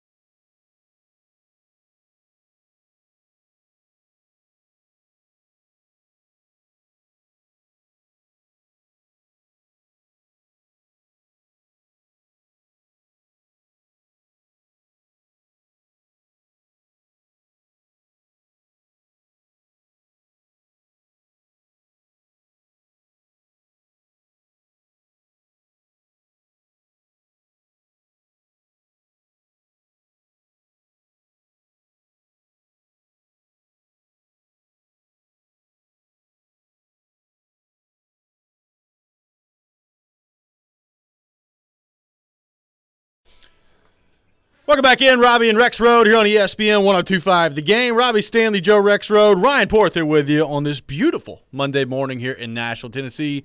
Streaming live on Periscope, on YouTube, and on Twitch as well. Appreciate you viewing there. Got a lot of viewers so far. That was weird what I just did to the camera. Just blazing ourselves into the 21st century here on the program. Seeing our beautiful faces every day. Right now, talking the Tennessee Titans and the draft, and Rexrode has come out with a piece at The Athletic kind of highlighting the draft history for the Titans and John Robinson, the best picks, the worst picks, and looking ahead to how that could impact this draft coming up. We've talked about the worst picks that we feel like John Robinson has made during his tenure. Now transitioning to the best picks, and this is going to be interesting, Joe, from the standpoint you brought up in the last segment. Like we spent so much time talking about first-round bust or picking higher in the draft and then not working out. So when it comes to the best picks, how do we factor in maybe some of the later round finds that John Robinson has put together as well? So I'm interested to see how we handle this. Now, I do have, when I'm thinking about the best draft picks that John Robinson has made, I mean, there's one to me that stands out that's pretty obvious, I think, but maybe it's a little too obvious and it's not at the top of y'all's list. But, I mean, you do have the face of your franchise and maybe a Hall of Fame player at running back that you got in the second round that I know at the time, I mean, you just had Murray come in and people said, all right, why are you drafting a running back in the second round? But I think it's worked out okay for the Titans, and he's the best player on the team.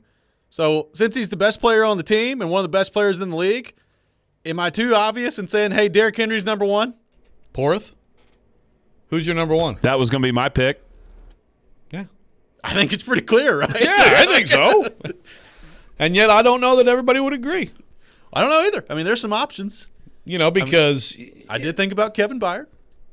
Yep, same draft, right after. Yeah, a little bit later. And I do think a year ago, yeah, that Kevin Byard probably is number one for most people. But then he has an off year. In the same year, Derrick Henry runs for 2K. Yeah, and it's like, okay, yeah, come on. So yeah, no, I mean, I think that's definitely the one. But it gets interesting. Well, you bring that up. That brings up an interesting question to me because I know he's only been here for 2 years. But like, what's the better draft pick right now for John Robinson? Is it Kevin Byard or A.J. Brown? Like, I would probably still give the slight edge to Byard. Slight. But it's close, right? I flip-flopped it. Did you? I put A.J. number 2. Yeah. I would put A.J. number 2 clearly over Kevin Byard. Okay. And yeah, Kevin's a great player.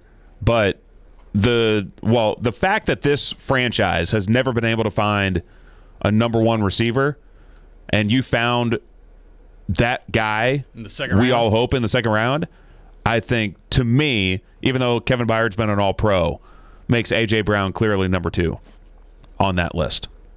To me. That's fair. I think most people would have Jayon Brown, right? Somewhere here. I mean, to me, like, fifth rounder. The value of what he's done as a fifth-round pick is pretty special. But so, I feel like those four are pretty clear in some order. Does the fourth round pick that you sent to Miami to bring back Ryan Tannehill count? Because that may be number 2. No. Okay. I'm just checking. But good call. Might be number 1. It could be number 1. Yeah, that's the number 1 move. Yeah. Like, number 1 personnel move, John Robinson. Yeah. I was just wondering. Period. Yeah. But so give me your – so, okay, we all kind of agree those 4 players, right? Who would be your next person of best picks without punching your microphone? Jonnu Smith in the third round? Yeah, that's an option. I mean, Conklin was still a good pick, but you don't have him now. That's the thing. But Conklin, you don't have Jonnu either. You don't have Jonnu either. I'd have to give the edge to Conklin, I think. I'm going Jonnu, but I think Conklin is close. I think, we'll see with Simmons. I mean, and those are the 2 first-round picks that I think would be in the discussion. And Nate Davis is someone to watch. Rapidly approaching, yes. Yeah, as a third-round pick and what he's turning into. But, so for me, going through it, of my best picks for John Robinson, none of them are first-round picks. So is it taking too much of a leap to say maybe he should just trade the heck out of the first round? I mean, but honestly, apart from this, I think you could make the case to do that, right? You can make the case that if you could get 5 picks in the top 100 versus the 4 you have now, you might be better off and you might be able to get exactly what you want moving down from 22 because of the depth at receiver, because of the depth at edge, and decent depth at corner. Yeah. And I mean, he has done really well in the second and third rounds. He has done very well. And look, I think Corey Davis is a good player. He wasn't worth where you selected him. I think Adoree Jackson was a good player. He was not worth, in my opinion, where he was selected in the first round of the draft. So, I mean, Conklin was, but he got hurt, right? So that's part of the story here too. Like, I think Conklin, had he not gotten hurt, is probably absolutely worth where you picked him in the draft. Well, and he's a tough one because then he gets healthy and he returns to form and he's really I mean, it probably his best football in 2019. You had not picked up his option, which I think was the right call. Yeah, he's pretty good last year too. He was. With the Browns. And he'd be pretty good right now. Like of all the – and I think Jonnu Smith is going to be – I think that's what's going to happen. By the way, the Giants think Adoree should have gone number 1 overall. Yes, apparently so. But I think it's going to happen with Jonnu Smith. Is Titans fans are going to watch him have some monster. I mean, New England has some stuff to figure out, but got the tight end position figured out, man. I think he's going to be very missed. But yeah, I mean Conklin. So how do you judge you have to look at what right now it means. And if he's not on your team, then you dock someone, but it still brought a lot of value while they were there, you know. By the way, looking through the history of Titans drafts pre-John Robinson is another reminder of just how good we've had it as Titans fans since the start of 2016. Doesn't look half bad, does it? Compared to what it was in the 5 to 10 years prior. So what you're saying Holy smokes. You don't want to see Rustin Webster walking back through that door. Nor Mike Reinfeldt. Yeah. Okay. Taylor Lewan. Yeah. Okay. All right. There you go. Marcus Mariota. Chance Warmack. Oh, man. My boy Justin Hunter. Who I was shocked to find out last year that apparently Warmack was still in the league. He's still in the league now. He got signed like 3 weeks ago. No, he hasn't been. Yeah, he hasn't been. Or maybe he was cut. I don't know. Boy, let me tell you this. He was terrible here. My goodness, was he bad? It is hard to believe that he was on some form of NFL roster in 2020. Got a Jarrell Casey in there, a Derek Morgan in there, but boy, there's a lot of Myron Roll. There's a lot of like the 2012 draft. Oh my goodness. From Kendall Wright all the way to Scott Solomon and everything in between. A little Cody Sensabaugh, I guess. When was Locker drafted? 2011? That was something. 2011. I mean, again, Casey in the third round there is a nice – I like a little Carl Klug in the fifth, too. Come on. But, there's some slim pickings. There's a pretty marked difference from Robinson and the overall quality of the drafts to what preceded him. Many names from 2010 to 2015 that I don't even remember. Yes. Let's go to the text line. Who is Xavier Gooden? He was a third-round pick. I don't even remember him. Not one clue. I totally forgot about Rennie Curran from Georgia. Good college player. You and everyone else. But, boy, how long was he in the league? I don't know. Let's go to the text line, driven by WilsonCountyHyundai.com. Skylar texted in and says that Simmons would be on the list as well in terms of the best draft picks. I think he's close. I think he can get there. This is a big year for him. Yeah. There's no excuse with Autry being there and with Dupree being there. This needs to be a big year for Simmons. Yes. I mean, I think he had a good second year, and I think he's got the potential to be someone who clearly should be on that list. But I don't think he is right now. Let's go back to the text line, driven by WilsonCountyHyundai.com. Brian in Portland texted in, I think you have to include the wasted quarterback picks with Luke Falk and Cole McDonald on the bad list because neither of them made the team or the practice squad. But as far as one of the best picks, Jonnu, Nate Davis, and I think David Long Jr. will end up being a really good pick as well. Yeah, well, that's a real nice pick where they got him.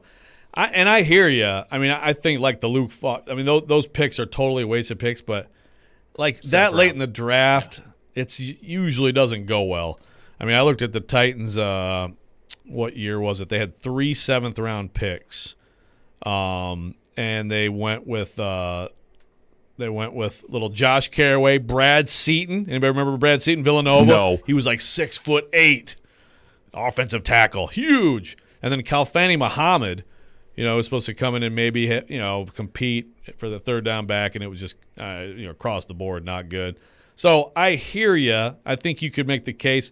Why would you take a flyer on a QB there? But I mean, your hit rate is going to be low in any position, right? For sure. So they didn't quite make it. When we come back, we'll continue the discussion on the Tennessee Titans. Corey Curtis from News 2 will join us, as he does each and every week here at 8 o'clock here on the program. That's next. This is Robby and Rexrode, live from the Wholesaling Studios, powered by RumbleOn.com here on ESPN 102.5 The Game.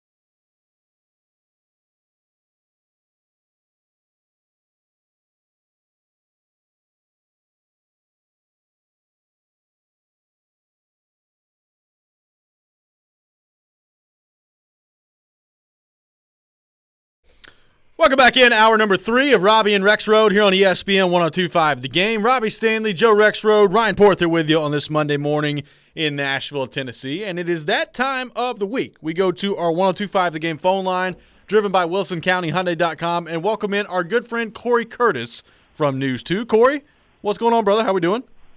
Oh, I'm delightful. How are you guys today? We are delightful as well. Appreciate you taking time to join us. We'll get into a little bit of Titans talk here in just a second, but I do want to get your thoughts quickly, Corey, on the Gonzaga-UCLA game on Saturday night and the buzzer beater that was. That was one of the best games of any sport I think I've ever seen in my entire life. Well, I'm ashamed to say I didn't see it. We were visiting Grandma for Easter. Well, that's much more important. Day. And so, unfortunately, I missed it. And I'm upset I missed it because obviously it was a great game, but, I always like to be able to compare, and I will never forget that Duke-Kentucky game. I mean, it's still the greatest game I've ever seen. And, when I hear that game rivaled it, I'd really like to be able to say, yay or nay, it was better or it wasn't better. The finish was great, but it wasn't more improbable than the Kentucky finish with Duke. And so from that aspect, and I think the only thing that would have made this finish better is if Gonzaga had been losing when that shot had been taken. Right, because the Leitner thing was make that incredible play or else you're out. Yeah, that's a good point.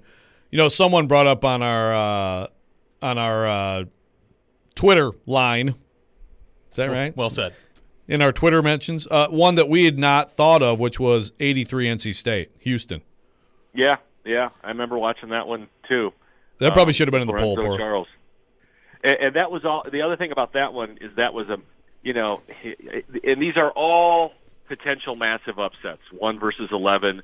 That was the Kentucky team with the guys who had hung on through all the NCAA stuff, and then that was. A number 1 Houston team that was a massive favorite for Jim Valvano and NC State that just had something magical working. Like I said, was that the first year of the 3-point shot? That was still the 2-point shot, I think, wasn't it? Yeah, no. Back then, some of the conferences had done it, but it was the ACC. I think was the first to go to it. And that's maybe they had gone to it that year, and it wasn't in the tournament yet. It was not. Yeah, it wasn't in the tournament until '87. So, but yeah, okay, yeah. There's so many choices. There are lots of choices for sure. Great games. That's right. That Duke Kentucky game was just. I mean, that was just heavyweight shot after heavyweight shot, and that's what I heard about the UCLA Gonzaga game, and that's what made me go, man, I really missed something. You can find it. You can find the replay. You'll be able to find it. That's for sure. Corey Curtis. But I know how it ends. That's true. It ruins everything. That is true. Corey Curtis from News 2 on the line with us, driven by WilsonCountyHyundai.com. All right, Corey, so we've been talking about the Titans and the draft. Thank God, almost 3 weeks away now. We're getting tired of the mock drafts and everything going on from that front as well. But as you look at this draft for the Titans, where they are, and looking at the roster and how important it's going to be to hit on these picks, how likely do you think it is, and how much do you think the Titans should consider maybe trading back and acquiring more picks in this draft? Well, I think if they can still get, one of the guys they covet, then maybe. But they need quality difference makers in my estimation, and not just for this year, but for years to come.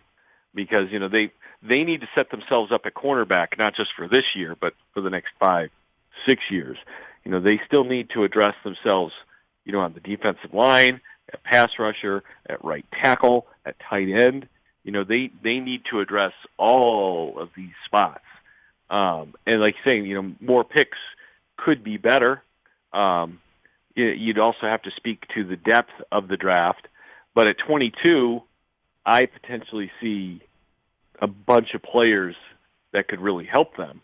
Now, if you're talking about going back to 24 or 25, then maybe they still get those guys. But like out of the first round altogether, I have a hard time with that unless the haul was really, really good, which, it would be. Now, the other thing is I don't I don't think that there's going to be a quarterback back there that somebody's going to try to sneak up and grab at the end of the first round.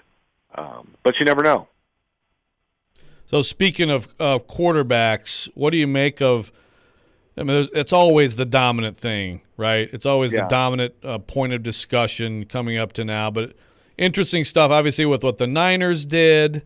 You've got a pretty wide range of opinions on Mac Jones. You've got the stuff with Dan Orlovsky and Justin Fields, and then that gets dunked on. Where do you stand on all these quarterbacks? Well, look, everybody's always looking for clicks and headlines, right? So people are going to say stuff, and I know Dan Orlovsky is going to say he would never do that for that, and that could be the case. He has an opinion, and Dan quite often has opinions that differ from other people, and that's totally fine. There's 31 flavors of ice cream for a reason. People like all sorts of different stuff, and with these quarterbacks, there's something to dislike and like about virtually all of them, except for maybe Trevor Lawrence. There's not a whole lot of holes in that resume. But Trey Lance, I mean, how much has he played? I mean, that's what people are going to talk about. Mac Jones, is he a product of everything that was around him? Can he do all the things that he needs to do? People are going to wonder. Justin Fields, people poked holes in work ethic. People poked holes in first read. People trying to poke holes in everything. But you can put in the tape, and you can watch all of them and go, "Wow, he's really good." And so that's what these guys get paid big bucks, to figure out. And we've seen it over and over again. That position is a crapshoot. You just usually don't know. The amount of Andrew Lucks and Peyton Mannings that are out there are not plentiful, and that's why they're so valuable.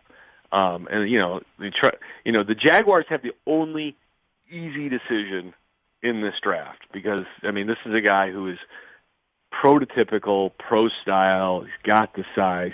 He's got everything. And the rest of the guys, you can think, but we just don't know. You could say but we just don't know. But we're going to find out.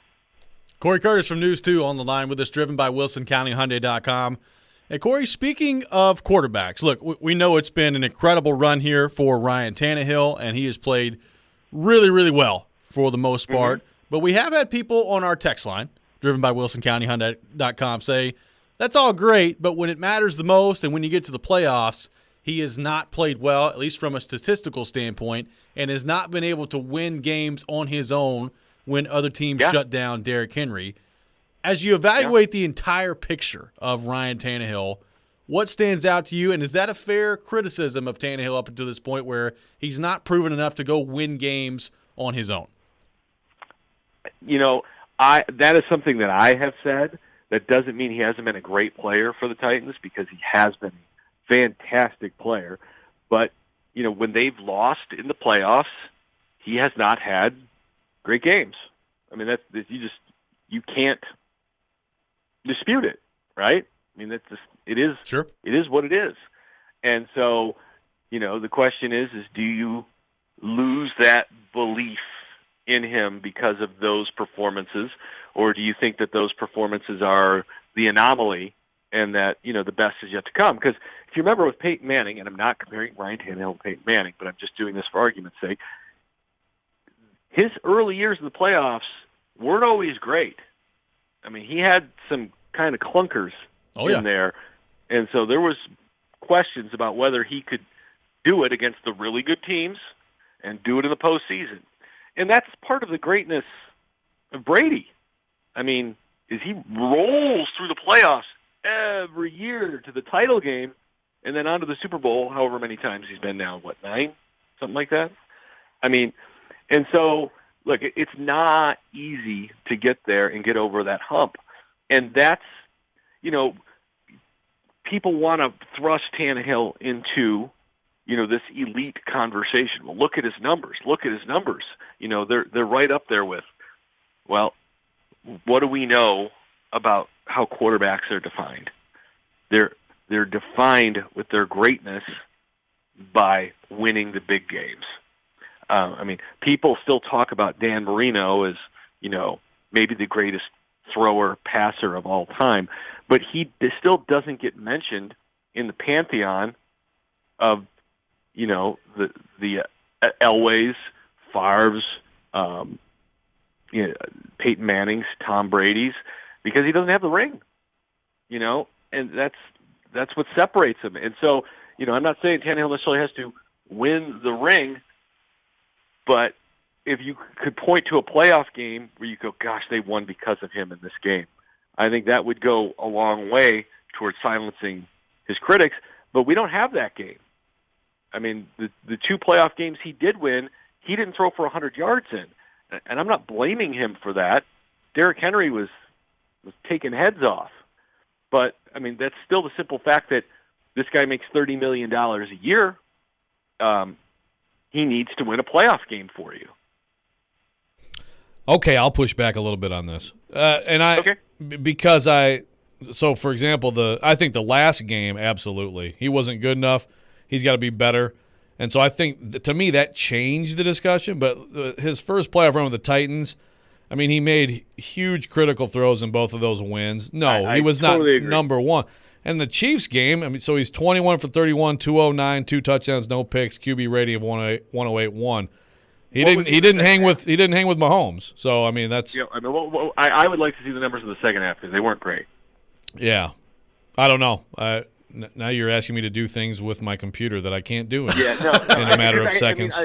I understand where you're going, Joe, and I don't disagree with you. I mean, the throw to Ferkser, the 2 throws to Ferkser in New England were big. The throw to Khalif Raymond, and then the ball to Jonnu Smith in Baltimore, where Jonnu made an unbelievable grab, but it was placed right where he had to be. He made big throws in those games, but he didn't carry the Titans to those victories. Sure. He was the winning quarterback who made winning plays. You're right. He didn't have massive numbers. And I think that's what people are pointing at. That's my point. Yeah. I mean, even in the Chiefs game, I think he had 2 fourth down, like really high-pressure throws to, I think, both the Humphreys. But, yeah, I mean, he didn't, I'm not disagreeing that he has to do more, but I think I look at his first playoff as pretty darn good and his last playoff as has to be better moving forward. I separate them. I think, look, I'm not going to completely disagree with you. I'm just saying when you're talking about being an elite quarterback, that's what people are looking for.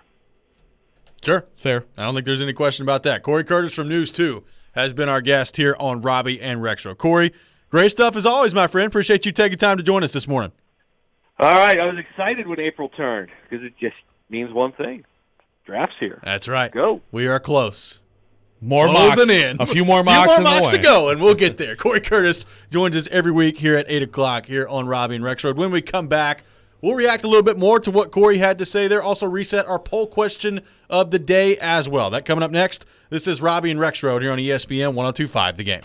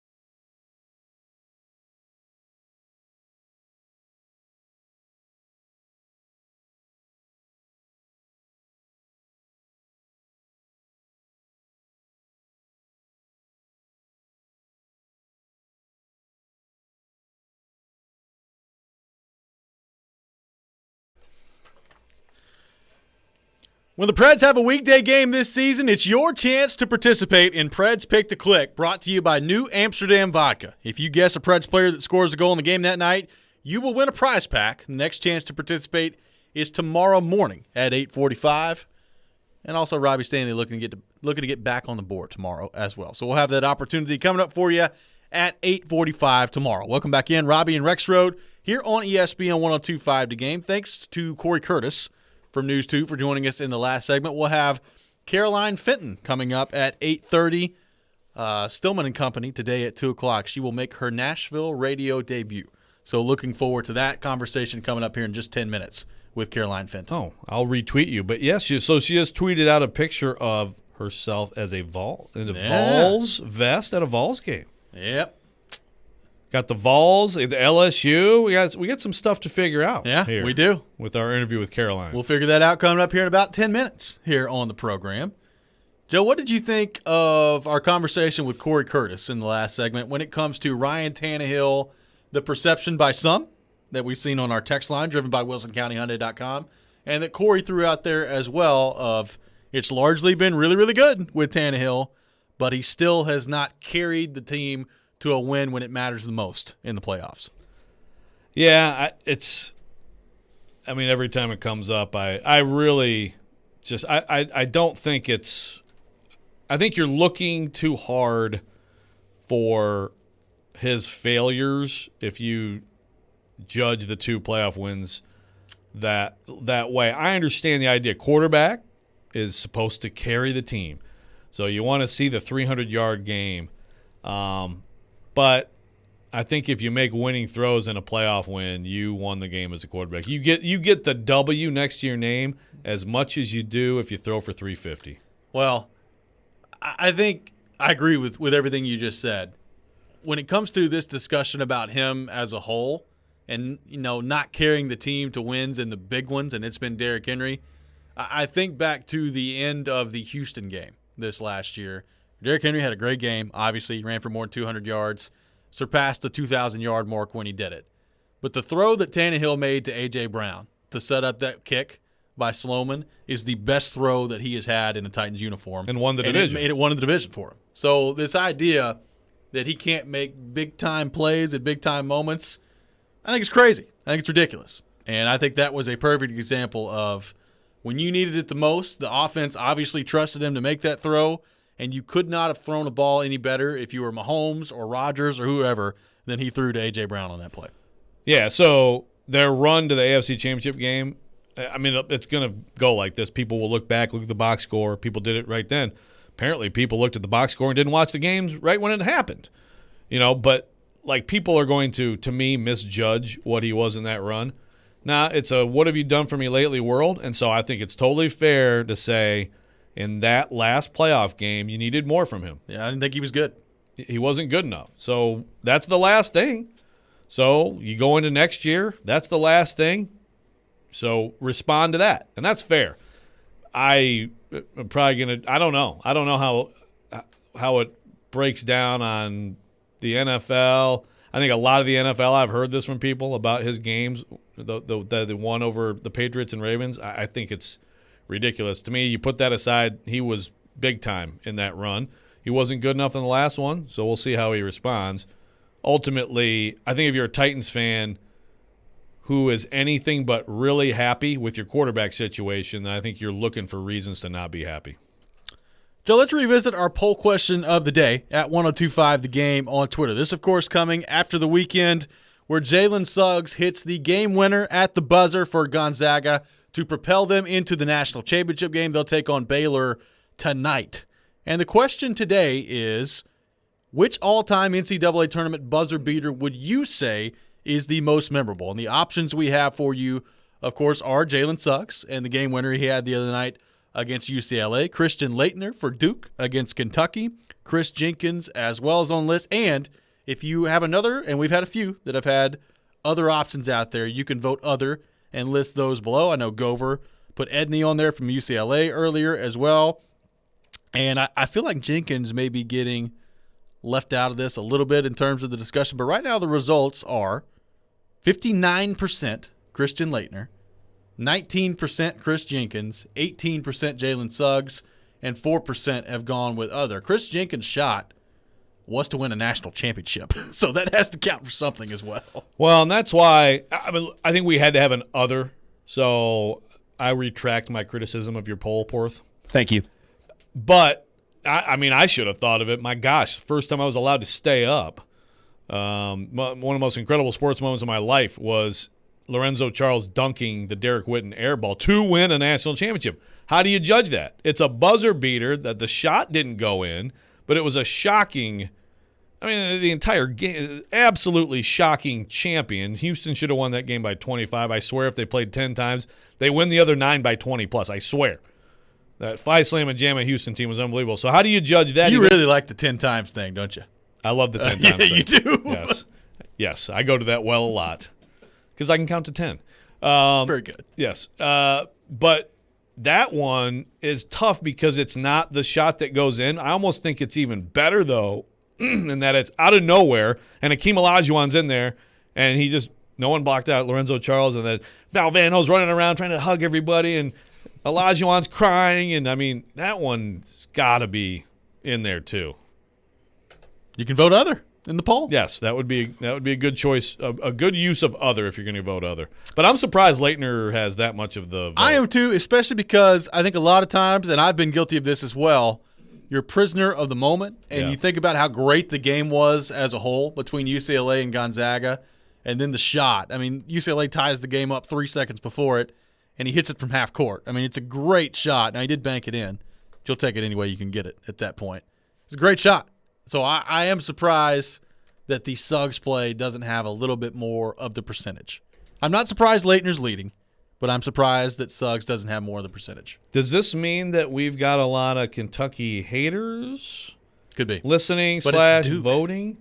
Well, I know. But that's got to be the only answer, right? I know. So that's got to be just pure BBN hatred, right? Probably. Because like Corey Curtis said earlier, that was the plucky underdog Kentucky version, coming off major probation and all this stuff like that. They weren't supposed to be that good or hang with that Duke team. Which is hard to imagine now, but that's what it was. Yeah. Look, I think this is a good poll question. Ryan Porth did a phenomenal job on this one. I feel like Porth's answer on this is Chris Jenkins. Am I assuming too much? Would that be your answer, the way you'd go? Yes, for me. Okay. It's the national championship. The Lorenzo Charles one is pretty epic. Yeah. And if there were 5 options, that probably would have been on there. Didn't want to just limit it to 4. But, also a frantic ending in that game. Yeah. Not, who was the player for UNC who made the shot with like 5 seconds left? Marcus Page? Is that his name? No, it wasn't Page, was it? I think it was Page. Was it Page? I think so. The little lefty shooter? Yeah. For UNC? Okay. Makes a dramatic 3, and then Jenkins goes the other way and makes it. And you know what makes it even better is that Charles Barkley almost jumped to the roof after that shot. But for me, it's the Chris Jenkins one. That's right, because Kenny Smith, of course, a Tar Heel. Yeah. Man, Charles really rubbed it in. Yes, he did. Gosh. You know what the best part about this discussion is for me? Is how like a month ago we talked about college basketball and how I hate the full court play at the end of the game where you could just call a timeout and advance the ball, and then we have this happen over the weekend where it's full court play. Now, they didn't call a timeout either, but that's right. You were making the case for it to go like the NBA and like women's basketball advances it. Yeah, you can still get amazing plays out of advancing it, but that is the one thing I just because of some of these plays, I hope they don't change. They may at some point though. I don't know. We'll see. This is another case to not. It absolutely is. When we come back, we will be joined by Caroline Fenton, the newest member here at ESPN 102.5 The Game, making her radio debut this afternoon with our beloved Jared Stillman of Stillman & Company. Looking forward to that conversation coming up next. This is Robby and Rexrode here on ESPN 102.5 The Game.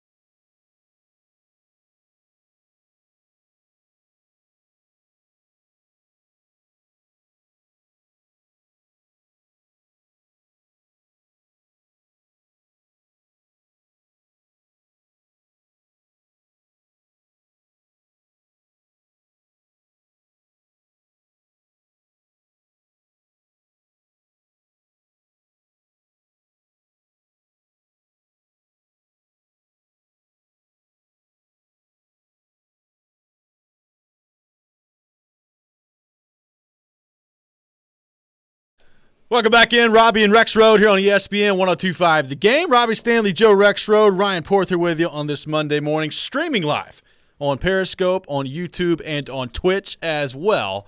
And we've got a very exciting day here on ESPN 102.5 The Game. Caroline Fenton will join Stillman and Company this afternoon for her radio debut here in Nashville. And to help us talk a little bit more about that, we welcome in Caroline to the show here on the program. Caroline, first off, welcome to the show. Let me be the first to welcome you to town as well. We're very excited to have you here on ESPN 102.5 The Game and really looking forward to your debut later this afternoon. Thank you so much for the warm welcome. I am so happy to be here. And I don't know if that was intentional or not, but I did tell Ryan on my first day here that John Mayer is my favorite artist of all time. Oh, yeah. So to welcome me in with some John Mayer music. It was intentional. I don't know if it was intentional or not. Thank you so much. Wow. I feel even more welcomed now. That's a good memory from Porth there. Okay, that brings me to one key question I have. Oh, boy. Yes. Caroline, do you like country music?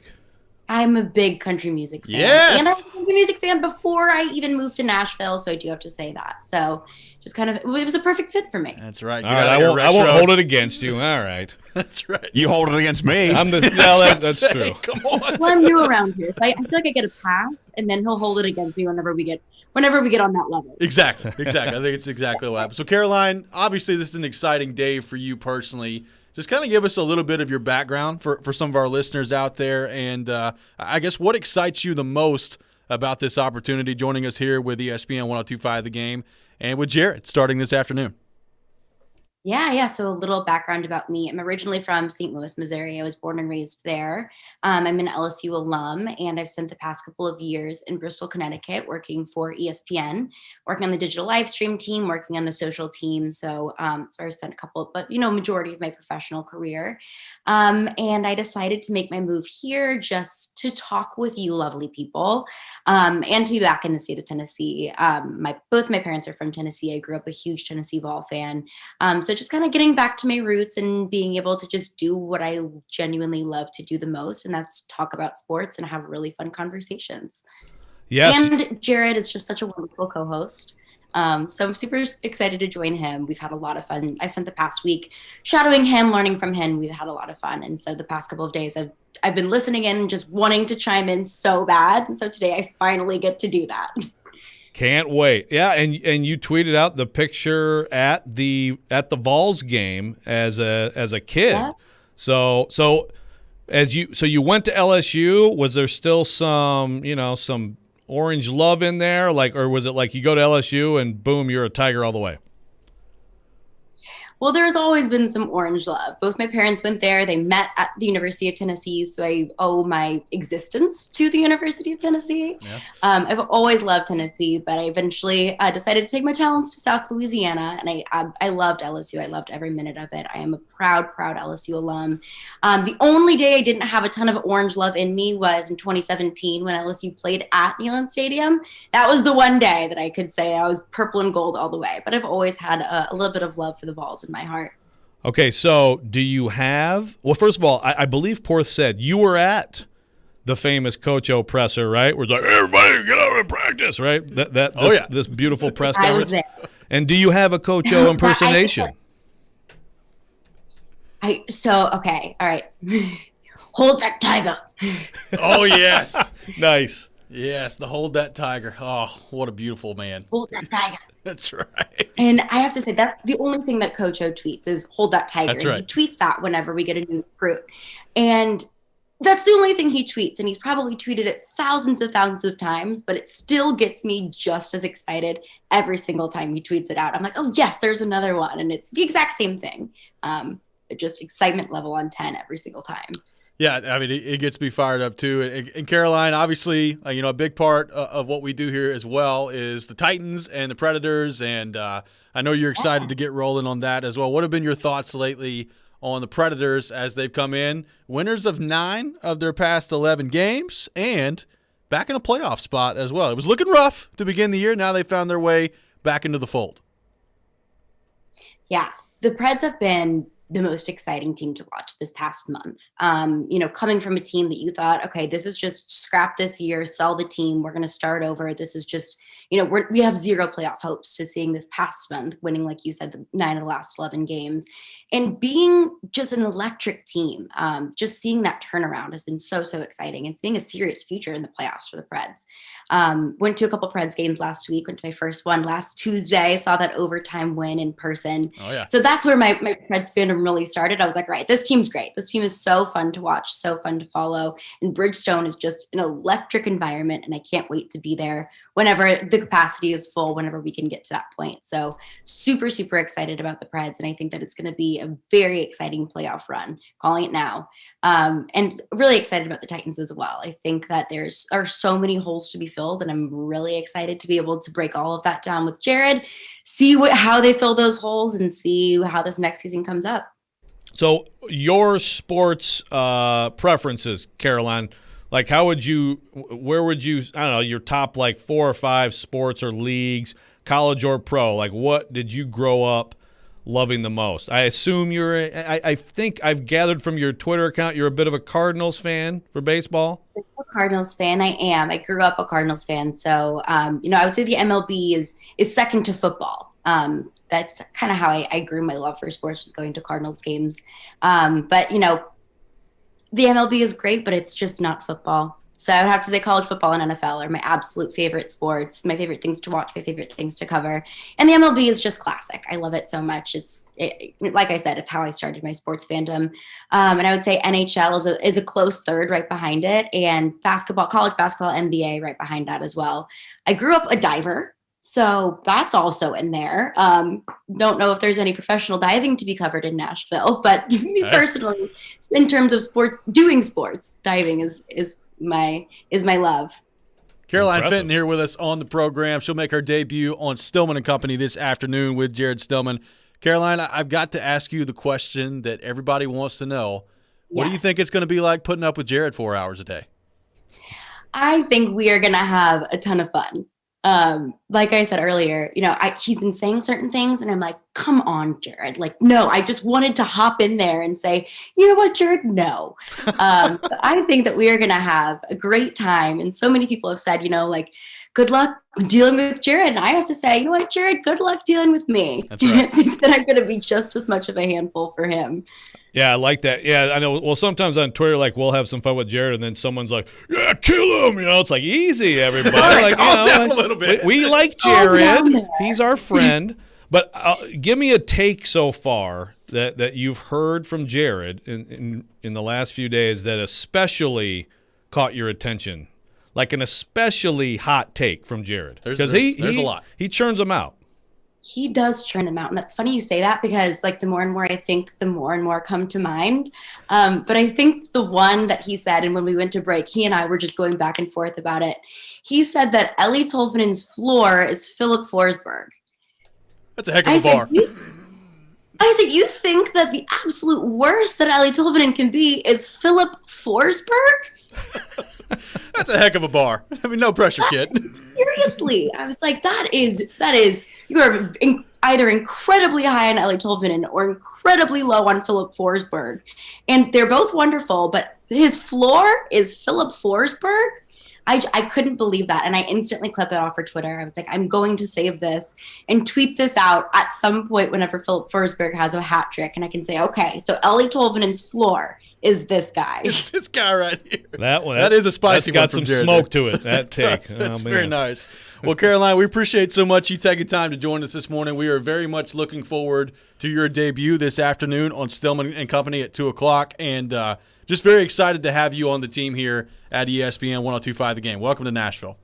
Thank y'all so much. I'm so happy to be here. And whoever's listening, make sure to tune in from 2 to 6 on Stillman & Company. That's right. You can catch Caroline's debut later today at 2 o'clock here on ESPN 102.5 The Game on Stillman & Company. When we come back, we will get back into the Nashville Predators. Another big win for the Preds against Chicago over the weekend. And now, where do they go from here, especially with the injuries starting to pile up as well? That's next. This is Robby and Rexrode here on ESPN 102.5 The Game.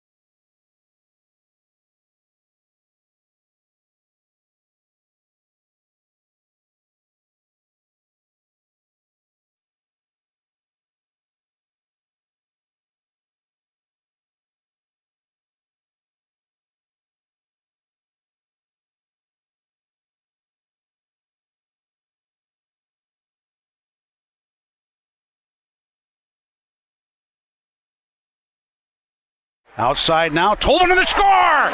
Ellie Tolvanen, a laser! And the Predators are on the board for a 1-0 lead. Here he goes, right-hand shot, picks it up at the center dot. Sort of moseying in through the right circle. And he scores! He made it look so easy. Right in front, the shot of the score. Luke Cunnin puts the third on the board for the Predators. So the Predators win this game 3-0 over Chicago to create 2 points of separation between these two teams.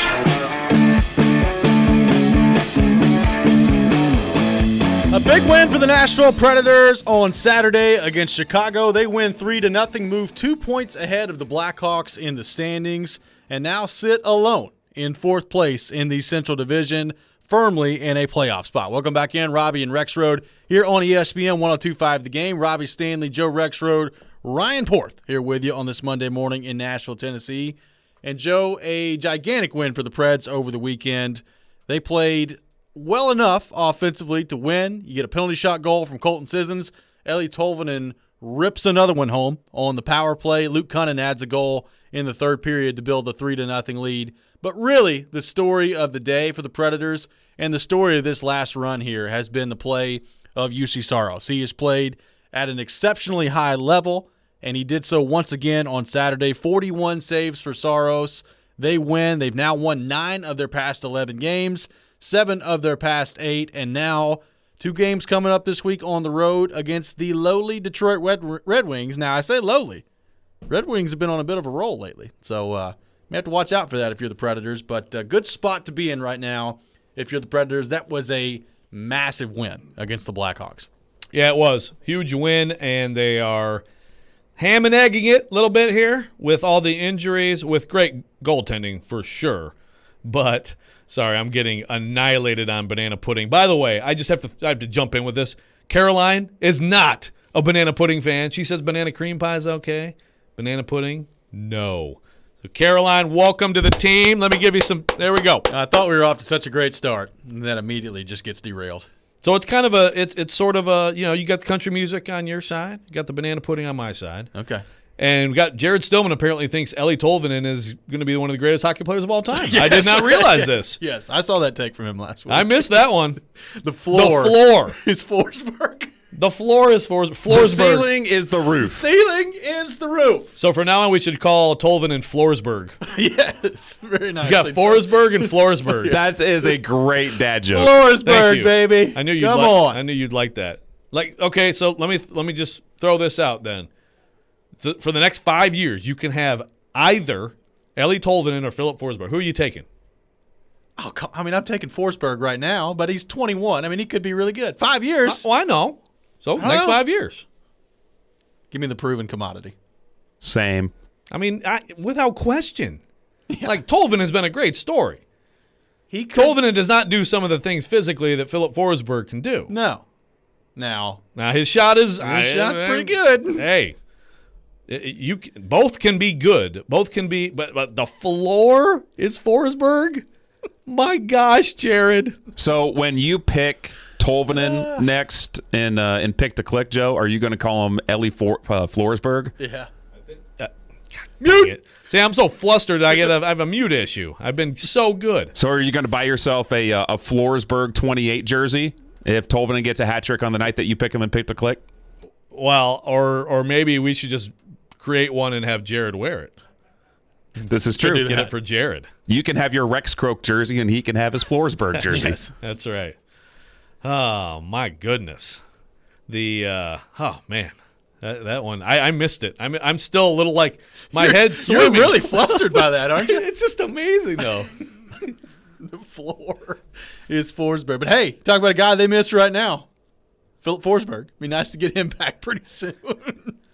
I guess. Yeah. He's no Tolvanen. Well, we did have a question earlier about, he is listed as a scratch right now, which is true. He is. And a question of why that would be. The real answer is he's not on injured reserve. So when you're not on injured reserve, you're not technically listed under the quote-unquote injured players that they're announcing before the game. So nothing to fret. They're not healthy scratching Philip Forsberg. I can promise you. Yes. This is not a strategy. No. to try to play a grittier game with less offense.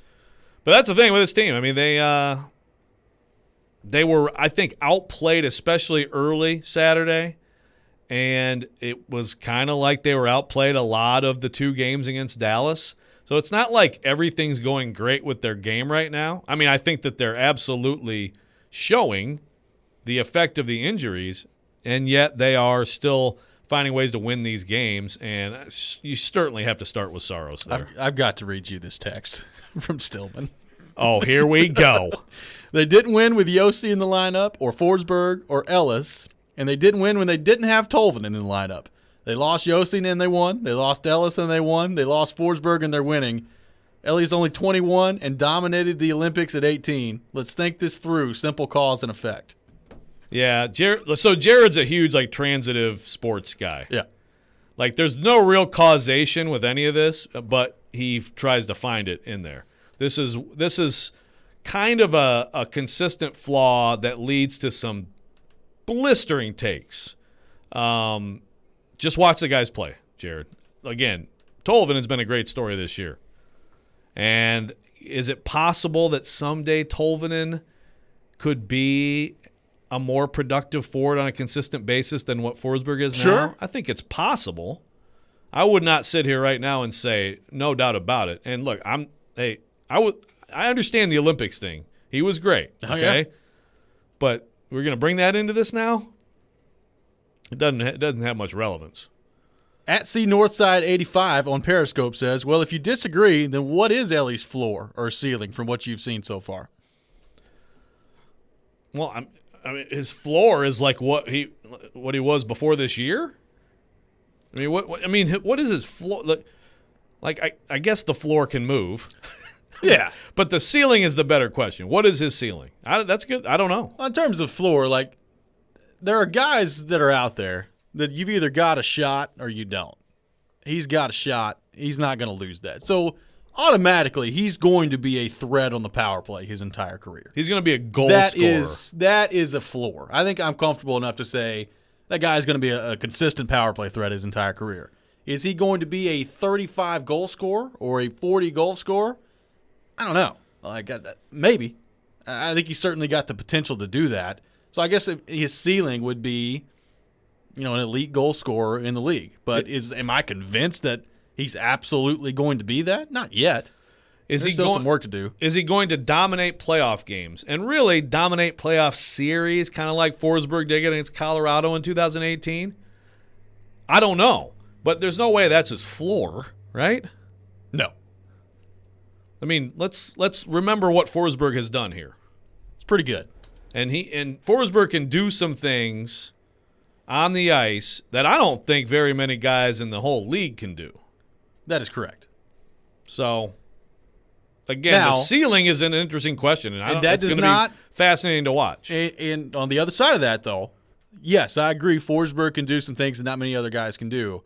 I still think that there's another level that we've wanted him to reach. Now, I think he's reached that for a large portion of this year. But I do think there's another level that going into this season we wanted to see Forsberg reach because you see the talent and you see what he's able to do with the puck, and you're like, all right, well, how in the world has that guy not scored 35 goals? How has he not scored 40 goals in his career? So I do think there is still, as good as Forsberg's been, I think there has been more of a, hey, what else can he do? Waiting for that next step to be taken as well. Sure. All right, how about this for the ceiling? And this would be best case scenario. Okay. Vladimir Tarasenko. Be pretty good. That was in a column in 2018. Yes, it was. Was it really? Yeah, from the Olympics. All right. I said great Tarasenko. minds think alike there, Joe. I was like, here we go. He's going to come right in and dominate the playoffs.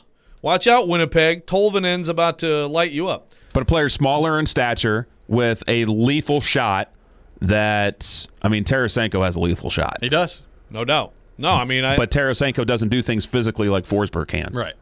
Tarasenko's best season, he had 74 points in 2015-16, 40 goals. That's 75 points the next year, 39 goals. I think you take that right now. No question. And I don't know. I don't know if Tolvanen's going to get to that. Maybe. But the ceiling and the floor discussions are different, right? We started this by shaming Jared's floor take. let's keep our eye on the ball here. Okay. Now, the ceiling is a really interesting question with Tolvanen, and it's going to be fun to watch.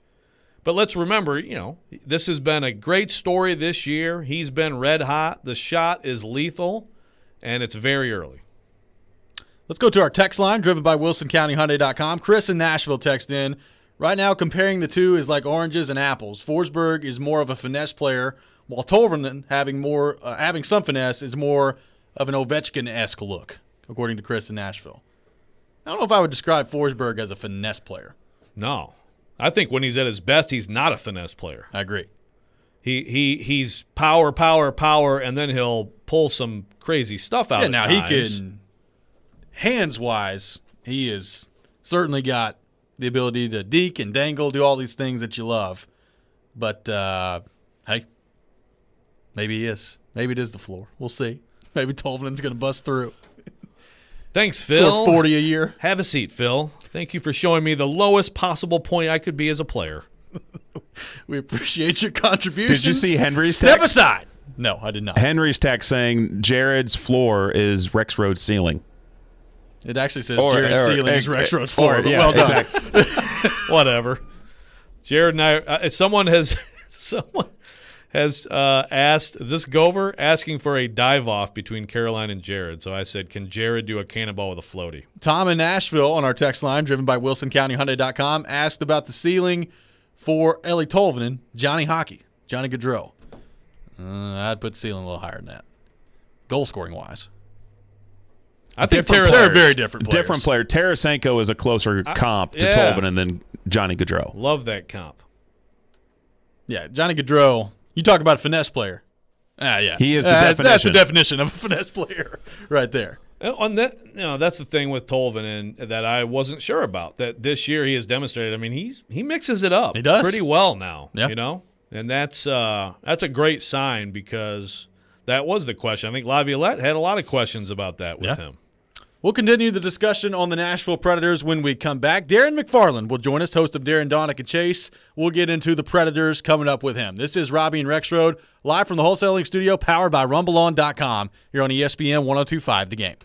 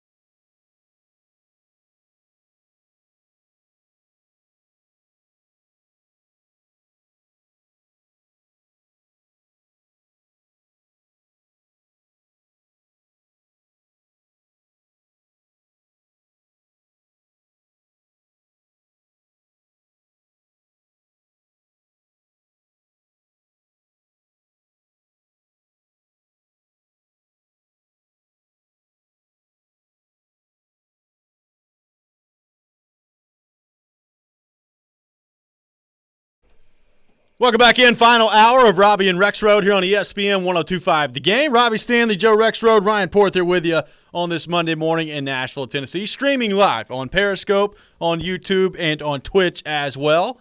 And it's that time of the week. We are pleased to be joined by our good friend Darren McFarland, host of Darren Donica Chase, also handles the Predators pre- and post-game duties for the Nashville Predators radio network.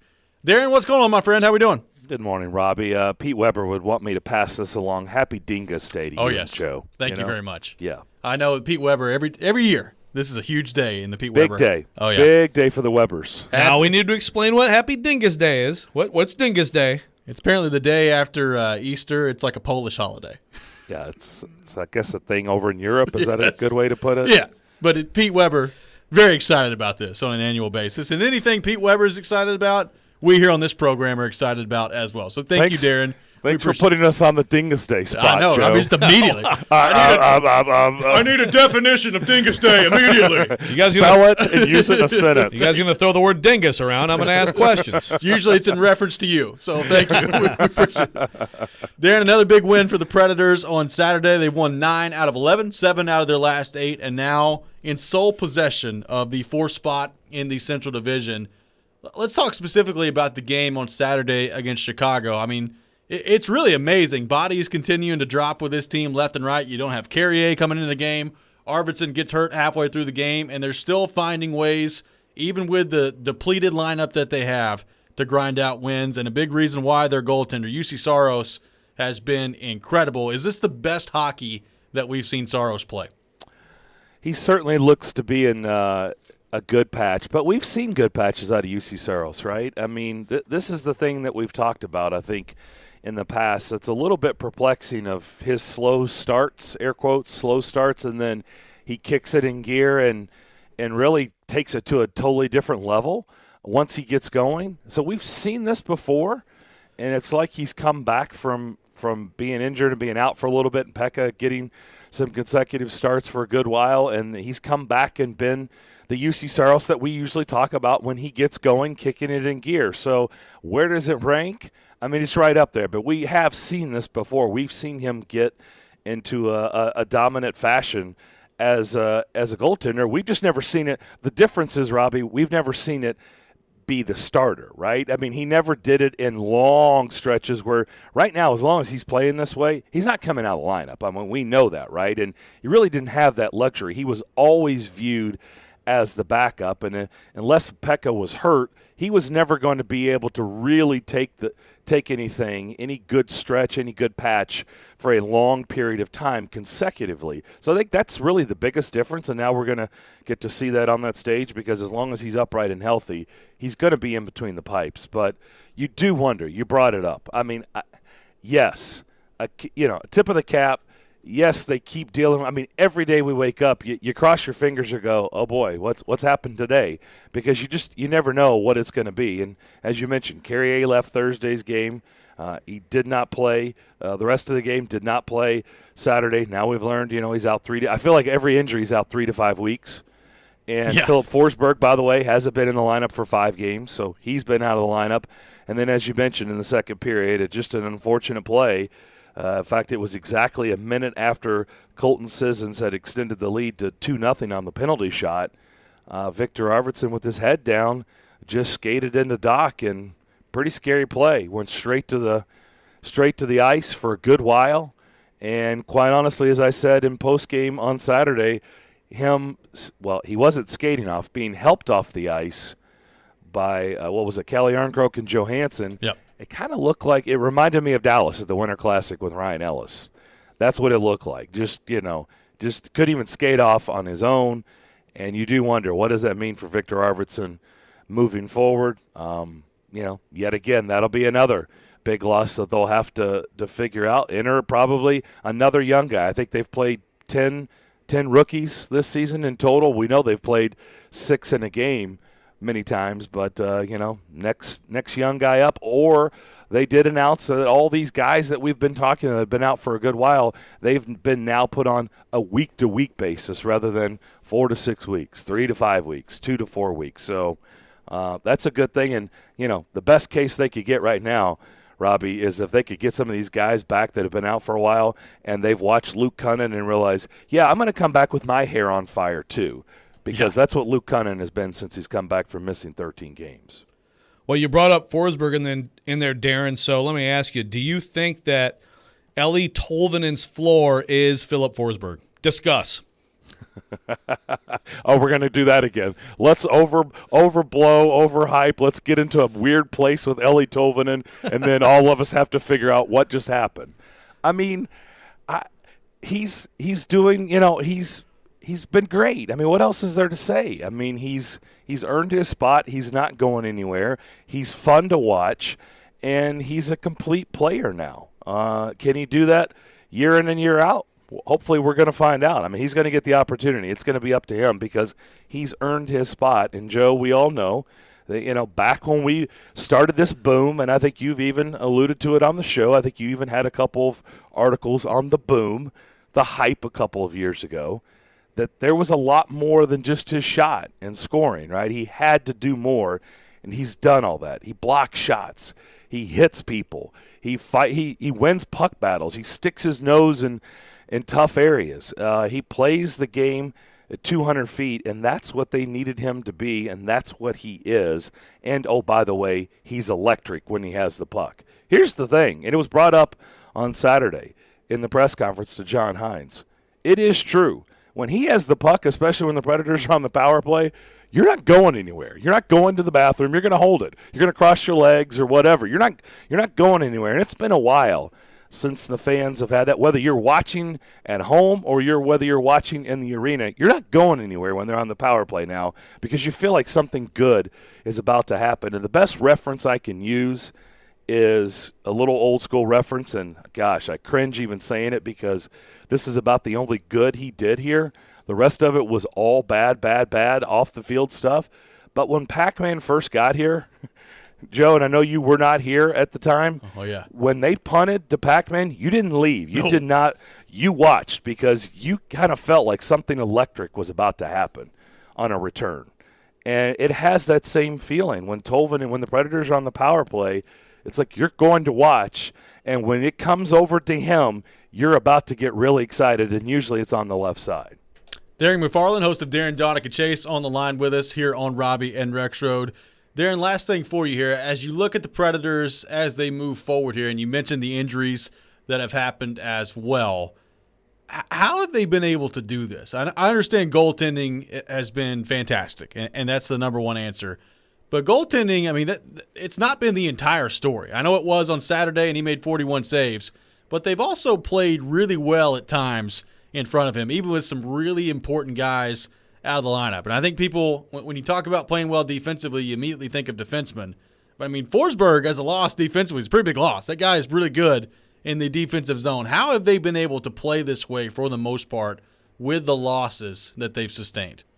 Don't forget, how about the big kill that they had in the third period on Saturday? A 5-on-3 for 1:55. And, oh, by the way, one of the guys that was not on the ice during that big kill, Colton Sissons, right? Yeah. I hearken back to a conversation the three of us had, I don't know the time frame, 6 weeks ago maybe.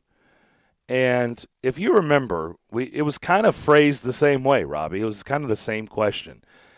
And I said, well, do you really think John Hines, because obviously at this point, the way they were playing and the way it was going, the fan base was over John Hines and David Poile and get rid of everybody. Anybody and everybody, get rid of them, right? Clean house.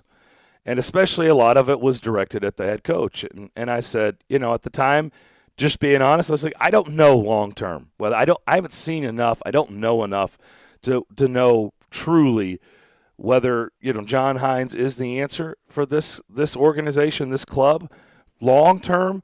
But all I know is right now that all the things that are getting questioned, you're blaming the coach. And you're telling me the coach is telling them not to play hard?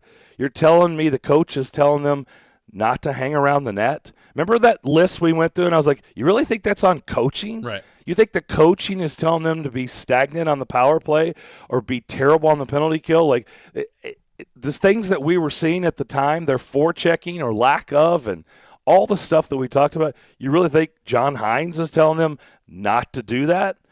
And so I think to answer your question is look at the way they're playing. They're finally doing what it takes night in. This is the message he's been saying since day one, since the minute he took over for Peter Laviolette. And I know a lot of times for a lot of people it just felt like words, and a lot of it is duh. Well, yeah, but you still have to, if players aren't doing it, you still have to get it in their head that they have to do that. And this team didn't have the right mindset, what it takes night in and night out to win. And this team now has the mindset. I mean, you tell me what they're not doing right. What would you like to see? I'll turn it around and ask both of you. Right now, the way this team is playing, 9-2 in their last 11. They're now 5-0 against Chicago. They're in fourth place right now. You tell me what you see right now during this patch that they need to work on and be better at. Well, Rocco Grimaldi's goals have gone from 4 per game to a little bit less than that now, so that's dropped off a little bit. I'd like to see that get better. Well played. Getting hurt? Guys, those are excellent answers. Those were actually good answers. Thank you. Thank you. Okay, do you have anything past that? Those we don't. Two right really. Answers. That was it. That's the point, though. That you gave 2 right answers, by the way. Well done. But they're doing the things they're supposed to do. This is what you have to do. This is what it takes to win at the NHL level, and everybody's bought in. Like I said, Luke Cunnin, John Hines had a conversation with him and said, "Man, I get it. You're ready to be back in there, but." You need to you need to make sure you're 100% and you can play the way the rest of this team is playing. Like, I'm not putting you in the lineup. Like, I'm not taking somebody else out who's doing the right things just because you're ready to come back in the lineup. And he said, I understand. And look at the way Luke Cunnin's been playing. I mean, quite honestly, this is any of these guys that are eligible to come back, this is what it's got to look like when you come back. Because my guess is John Hines is not going to put up with, going back to the old ways and stuff that we talked about. If you're not willing to do all the things that this team is currently doing right now, my guess is it doesn't matter what your contract says, you won't be in the lineup. So they're just doing the right things. This is what it takes at the NHL level, and that's what they're doing right now, and they're getting rewarded for it. Darren McFarland, host of Darren, Donick, and Chase, also handles the Predators pre- and post-game duties for the Nashville Predators Radio Network, has been our guest, as he is every week at 9 o'clock on Mondays here on Robby and Rexrode. Darren, great stuff, man. Appreciate you taking time to join us. Thank you, guys. Have a good rest of your show. Absolutely. You can hear Darren coming up starting at 10 o'clock from 10 to 2 here today on Darren, Donick, and Chase. When we come back, we will be joined by Nate James, new head coach of Austin Peay basketball. We'll do that next. This is Robby and Rexrode here on ESPN 102.5 The Game.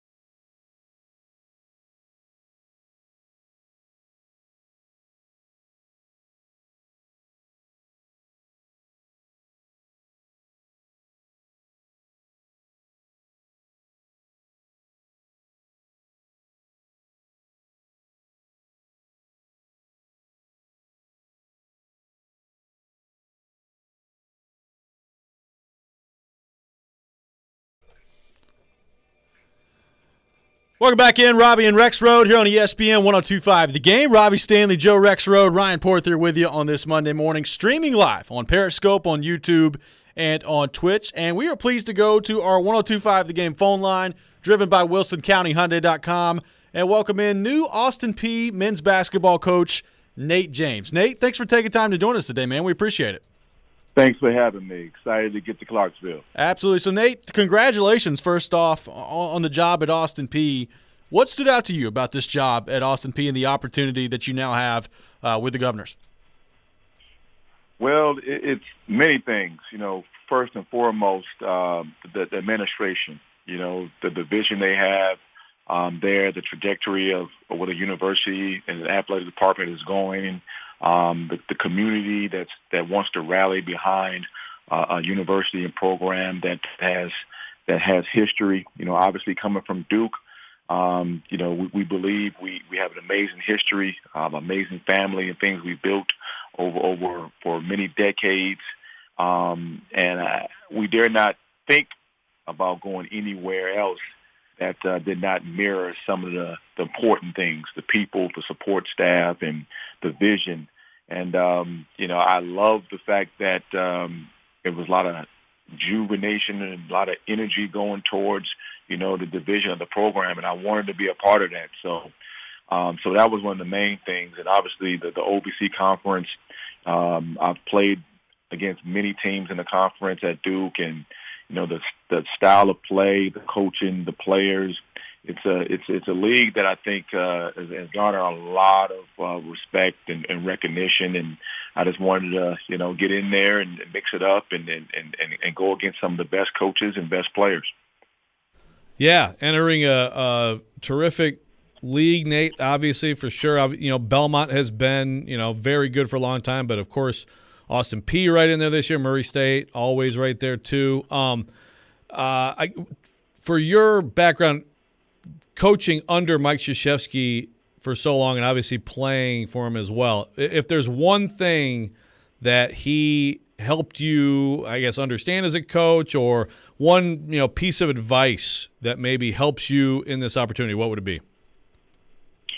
Well, the commitment to and will to prepare to win.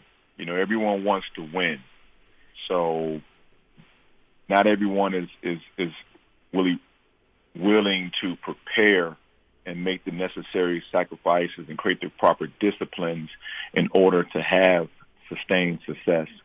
So that's one of the things, watching him every day, year after year, like his preparation, his commitment to the game, the sacrifice he makes, for his players in order to maximize every last drop of potential that they have. It's unparalleled. And that's the thing that I try to apply in all facets of my life, just to figure out, how do I win each day? How do I make the necessary commitments and disciplines in order to put myself, in a position to be worthy of success. So I think that's one of the main things I've taken from him and all the coaches who I have been fortunate enough to learn from during my time at Duke. New Austin Peay basketball coach Nate James on the line with us, driven by WilsonCountyHyundai.com. And Nate, with that in mind, transitioning that to on the floor, what do you want a Nate James coached team to look like? What do you want the identity of your group to be? Well, anybody who can remember, can think back. I'm getting up there now. We just had with 20 years of my 2001 national championship team that I've been a part of. So as a player, I was tough. I was hard-nosed. I played defense, and I got after it. I competed. So the team that I want to put together, and right away, our identity is going to be our toughness. I think a well-conditioned team, team that really imposes their will and plays together on the defensive end and tries to create havoc and stir things up to create offense. So, I take pride in that as a player. I worked hard to establish that same mindset, as a coach. And moving forward, I want our players to be like that team that every opponent just dreads playing. Well, Nate, I'm glad you brought up that 2001 team because I wanted to ask a little comparison question here. Here we go. So the first Final Four game I ever saw in person, 99, Tropicana Field, you guys beat Michigan State in a really good game. And I was stunned 2 nights later when UConn won. I'm sorry to bring that up. But as you said, 2 years later, you as a senior on that fantastic team, and very different teams, but I still believe the 98-99 team is one of the best college basketball teams I've ever seen, with Elton Brand, Trajan Langdon, William Avery, Corey Maggette, Chris Carwell, the young Battier, I mean, it was loaded.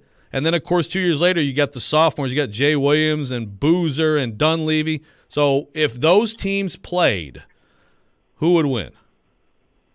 Wow. That's a toughie right there. You know, obviously both teams, we nationally wanted. That team was probably the best team ever assembled, the 99 team. And man, we were really getting after it. I mean, the games were pretty much over after the first 5 minutes. You know, teams were definitely intimidated, and the onslaught of offense and the pressure we applied, and we were just in droves. I mean, we were so deep that year. And unfortunately, we ran into a UConn team that was primed and that was playing together and that was ready for that day. I think if you play that game in a series, 7-game series, we'll win, and we'll 6 out of 7 times we will beat them. But unfortunately, NCAA doesn't work that way, and they were the better team that day. But I couldn't say who will win that game. I'm just very proud that I did finally get it done, and been part of a great team in 01 with Shane and myself as the co-captains of that team.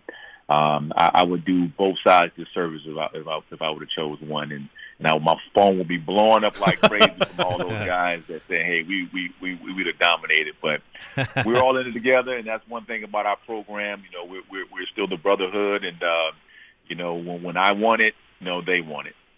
Nate, I do want to ask you, when you look at the state of the sport and the state of college basketball as a whole, obviously it's been an incredibly entertaining tournament so far, and with the national championship game taking place today as well.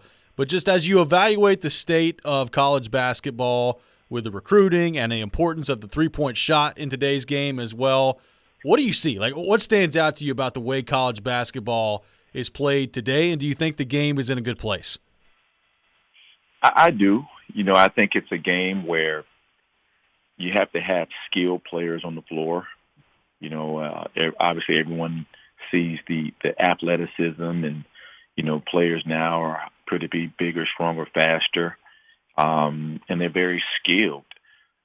One of the things that I think that has changed, I think from top to bottom, is the overall, I would say, basketball IQ or gamesmanship. From top to bottom, I think kids are more skilled and they can do more, but thinking the game and competing and playing to win. I mean, that's the beautiful thing about the tournament. Every team that has earned the right to get to the NCAAs, they aren't playing basketball. They're competing at basketball.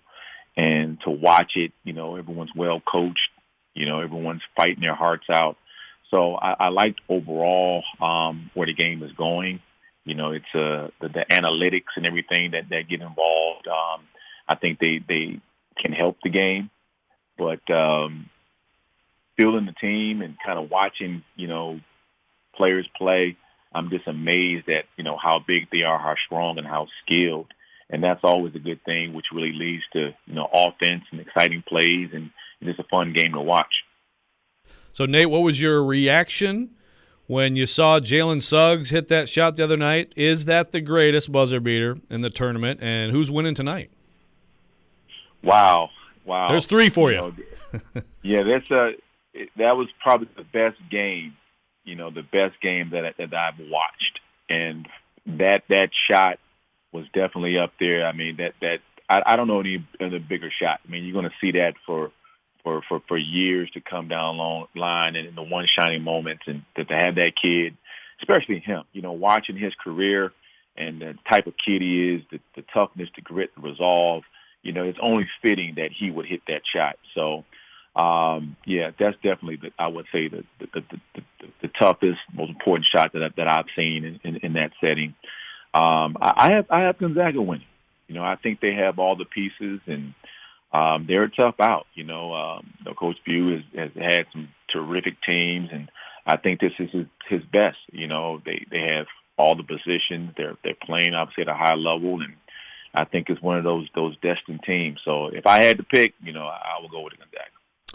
New Austin Peay basketball coach Nate James has been our guest here on Robby and Rexrode. Nate, really appreciate you taking time to join us this morning. Congratulations on the job, and good luck as you move forward. Looking forward to talking to you down the road.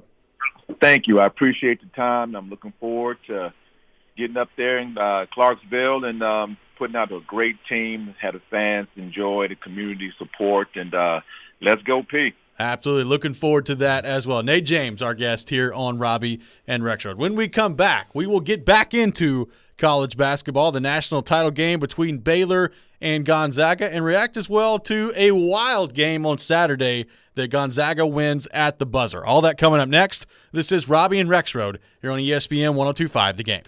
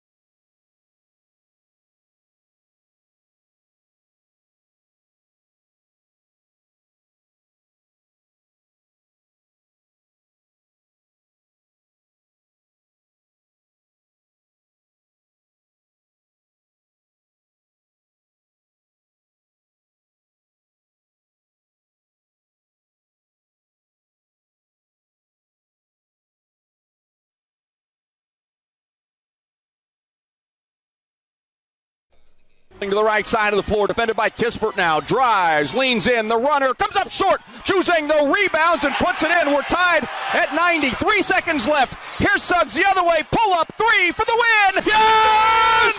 Yes! Yes! Of the championship game. He knocked it from 40 at the buzzer. Yes! The Bulldogs. Wow! Play for a national championship. I've always wanted to run up on the table and, like Kobe and D-Wade and go like that. And, I mean, that's the first thing I did. But, man, that's something that you practice, on your mini hoop as a kid or in the gym just messing around. And to be able to do that, it's crazy. What a shot, what a game by Gonzaga. They win 93-90 in a fantastic college basketball game against UCLA over the weekend on Saturday, and Jalen Suggs caps it off with a buzzer beater walk-off to end the game there in overtime to send Gonzaga to the national championship game. Joe, it was amazing to hear those calls. We played all the different ones earlier in the show, but the one there that we came back with on Gonzaga's radio network with Adam Morrison just going nuts is potentially the greatest thing ever. It's amazing. That was pretty great, especially if you are familiar with the Adam Morrison history against UCLA in this tournament, a team that thought they were going to win it all in 2006. So that was pretty sweet for him. Adam Morrison inspired by your beachside chat with him. Yes, that's right. In Hawaii, right? Yes. I wish there was video of Adam Morrison. Oh, I wish there was. The reaction on that call. I wish there was video. No, is there not? No. I really hope there is. I hope that exists somewhere. That I do too. Yeah, that would be like the Gonzaga video crew. Like you got to devote one person to zooming in case something like that happens, right? Yeah. But I thought the Russian call was also very good. It was. It was very good. That is for sure. Where does that? Because look, I said this after the game.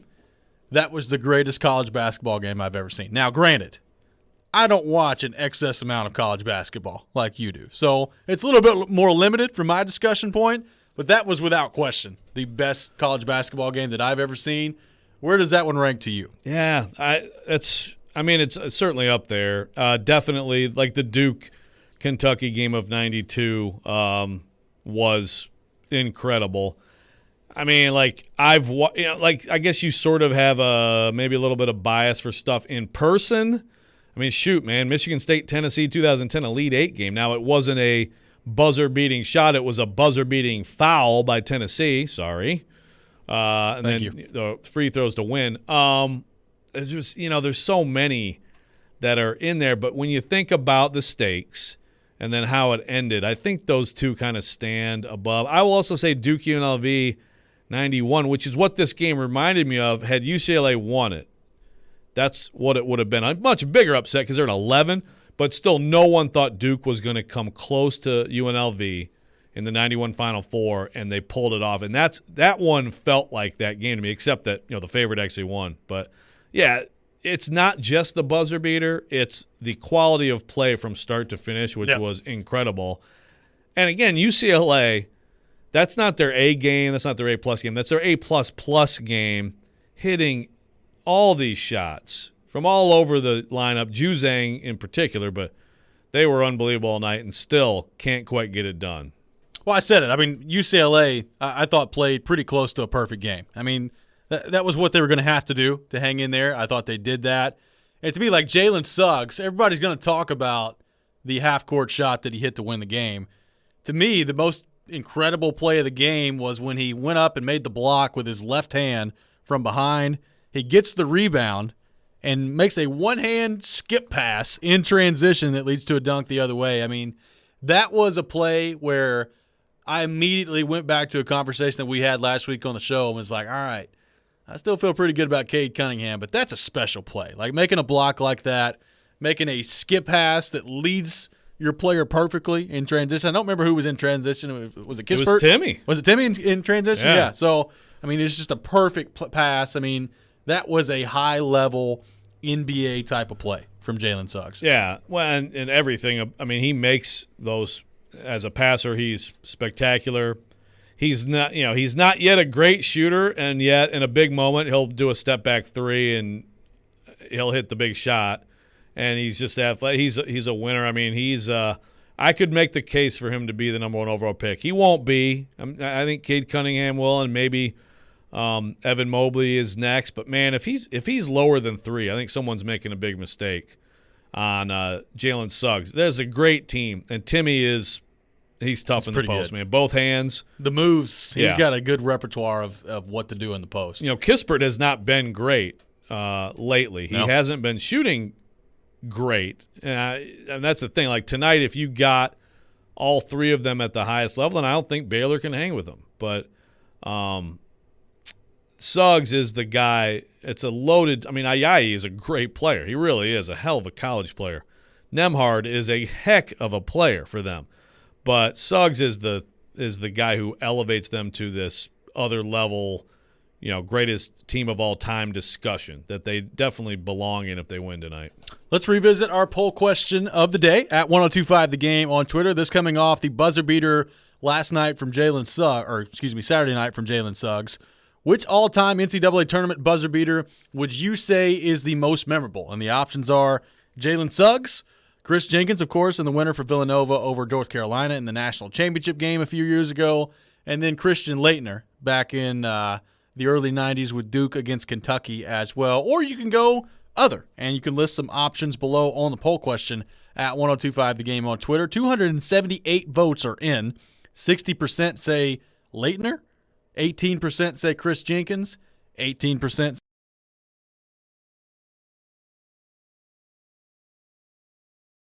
60%. Okay. Yeah. Man, that's high. That's pretty high. It's higher than I thought. Yeah. Bryce Drew gets a vote on the other category as well. Yep. Bryce Drew's. There's so many. There are a lot of, and there's like half court. There are half court shots that have gone. There's the Tyus Edney thing that Jeremy Kagover brought up is very good. Danny Ainge, any of you BYU fans out there against Notre Dame, I think 81 or 82, but just weaving his way through the entire defense, taking it coast to coast to win. There's a lot of crazy plays like that in the history of the tournament. I do think the stakes have to be part of the discussion.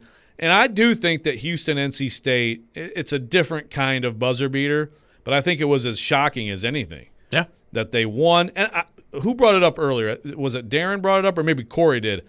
Yeah, Corey Curtis. It's a good point that if a shot is you lose if you miss, then I think that does count a little more. Sure. And if you go by those stakes, then the Laettner one does stand apart from this one and from the Jenkins shot.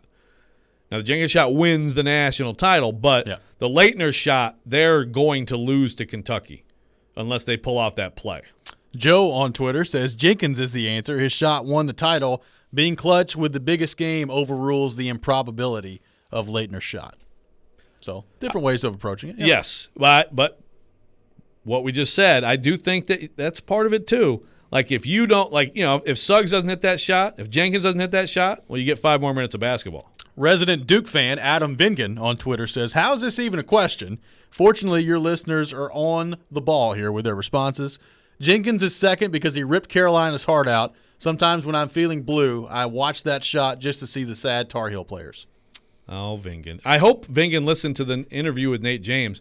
And Nate James got the championship. 0-1 Duke, incredible. Yeah. But, man, I think he basically said it there. He didn't say it. And he said it without saying it. I think, like, the 98-99 Duke team, honestly, you could argue is the best college basketball team ever. It was unbelievable. And that was – how old would Vingan have been for that one? I know I've talked about him with him. He would have been 10. about 10. Oh, yeah. That's tough. Yeah. That's tough, Vingan. Sorry, buddy. 9 or 10. And then 2 years later, he gets a natty. It's fine. Let's go back to the text line driven by WilsonCountyHyundai.com. Kevin in Nashville text in. I think the bank takes a little bit away from the Suggs shot. Banking it in. What do you think? I mean, this is like, okay.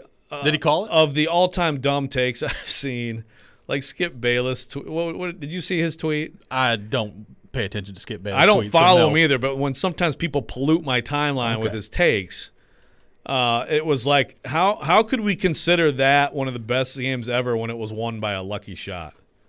Oh okay, okay. You think he's just trolling? I think his entire life is just trolling. Yeah, I don't.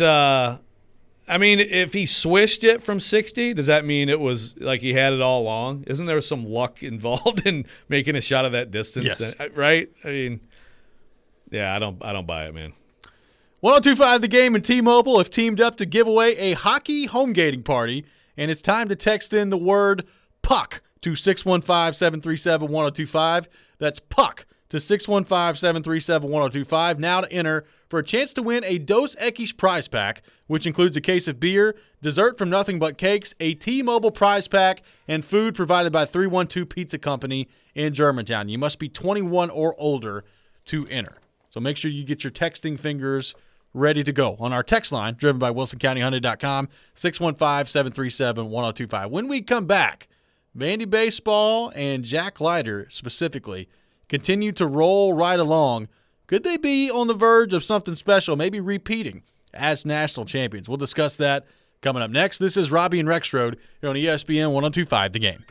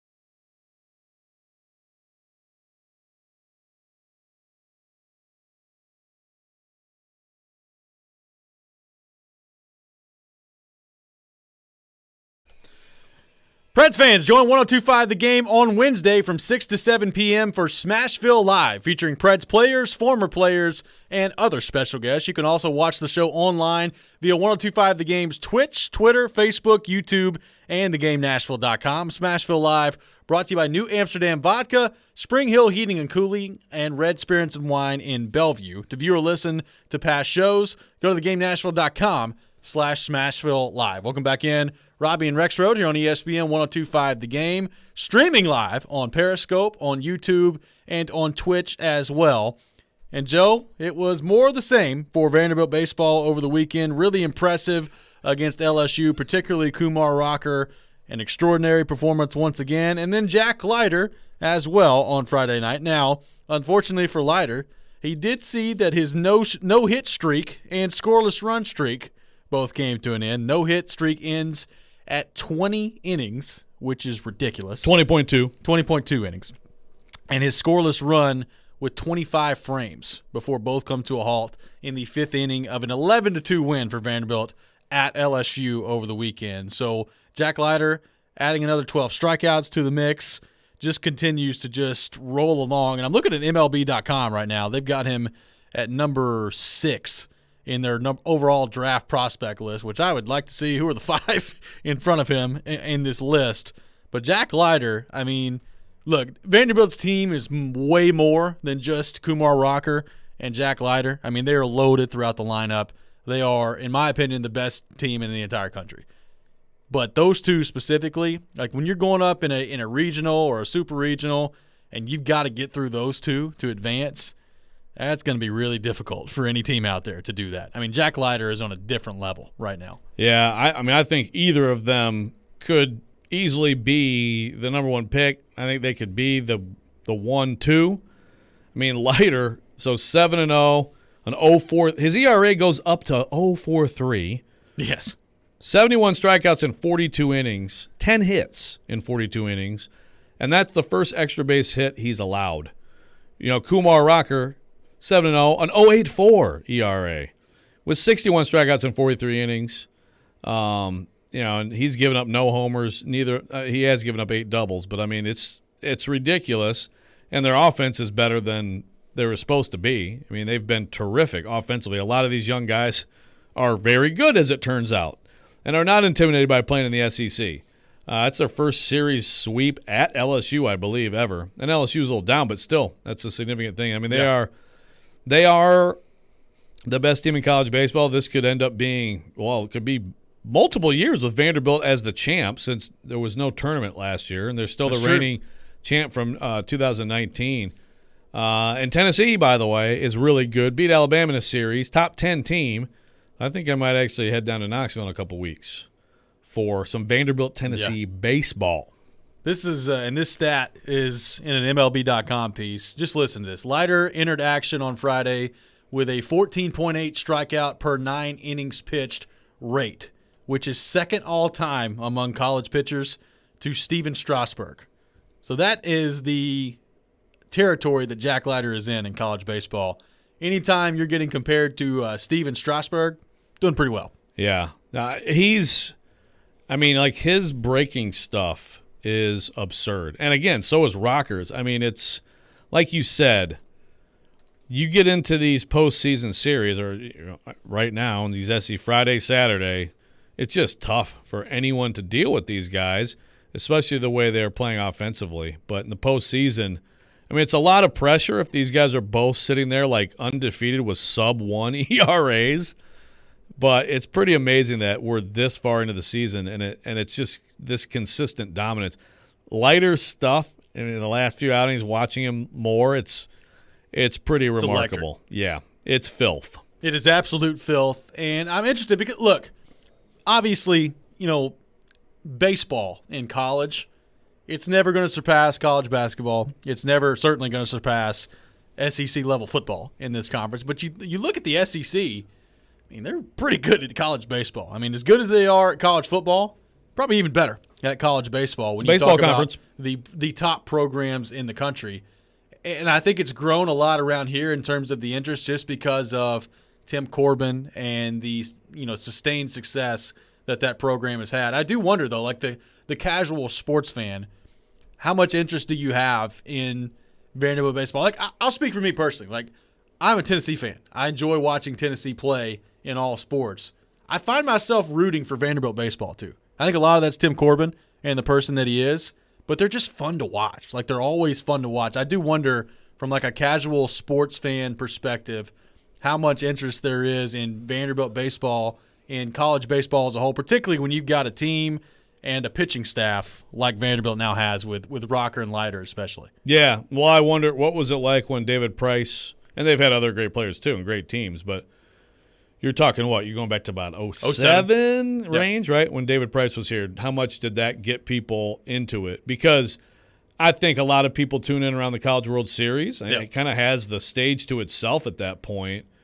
But I feel like with these guys, I would tell anybody who loves baseball, if you have a chance to go to a home series and watch either of them pitch, I know I'm going to try to get my kids, and they want to go to watch this stuff. And so I feel like there's, just because especially of those two guys, you're talking about people who you may be watching 15 years from now, 10 years from now as elite major league pitchers. I know that's a lot to put on college kids, but that's the kind of talent they have. I mean, it's that good. And so for as great as Tim Corbin's program is, consistently great, I do think this could be one of those years when he's all done, he looks back on it and says, whew, what a team. Well, I think so. And like the David Price part of this too, I remember back in 07 when he was here, I mean, he was electric. And like you said, they've had other guys as well. I mean, Sonny Gray was really good in his time here as well. I mean, they've been basically a pitching factory. I mean, Walker Buehler. I mean, it's been all over the place with how good they've been. But I do think like this 1-2 combo, they've never had a 1-2 combo like this with Rocker and Leiter.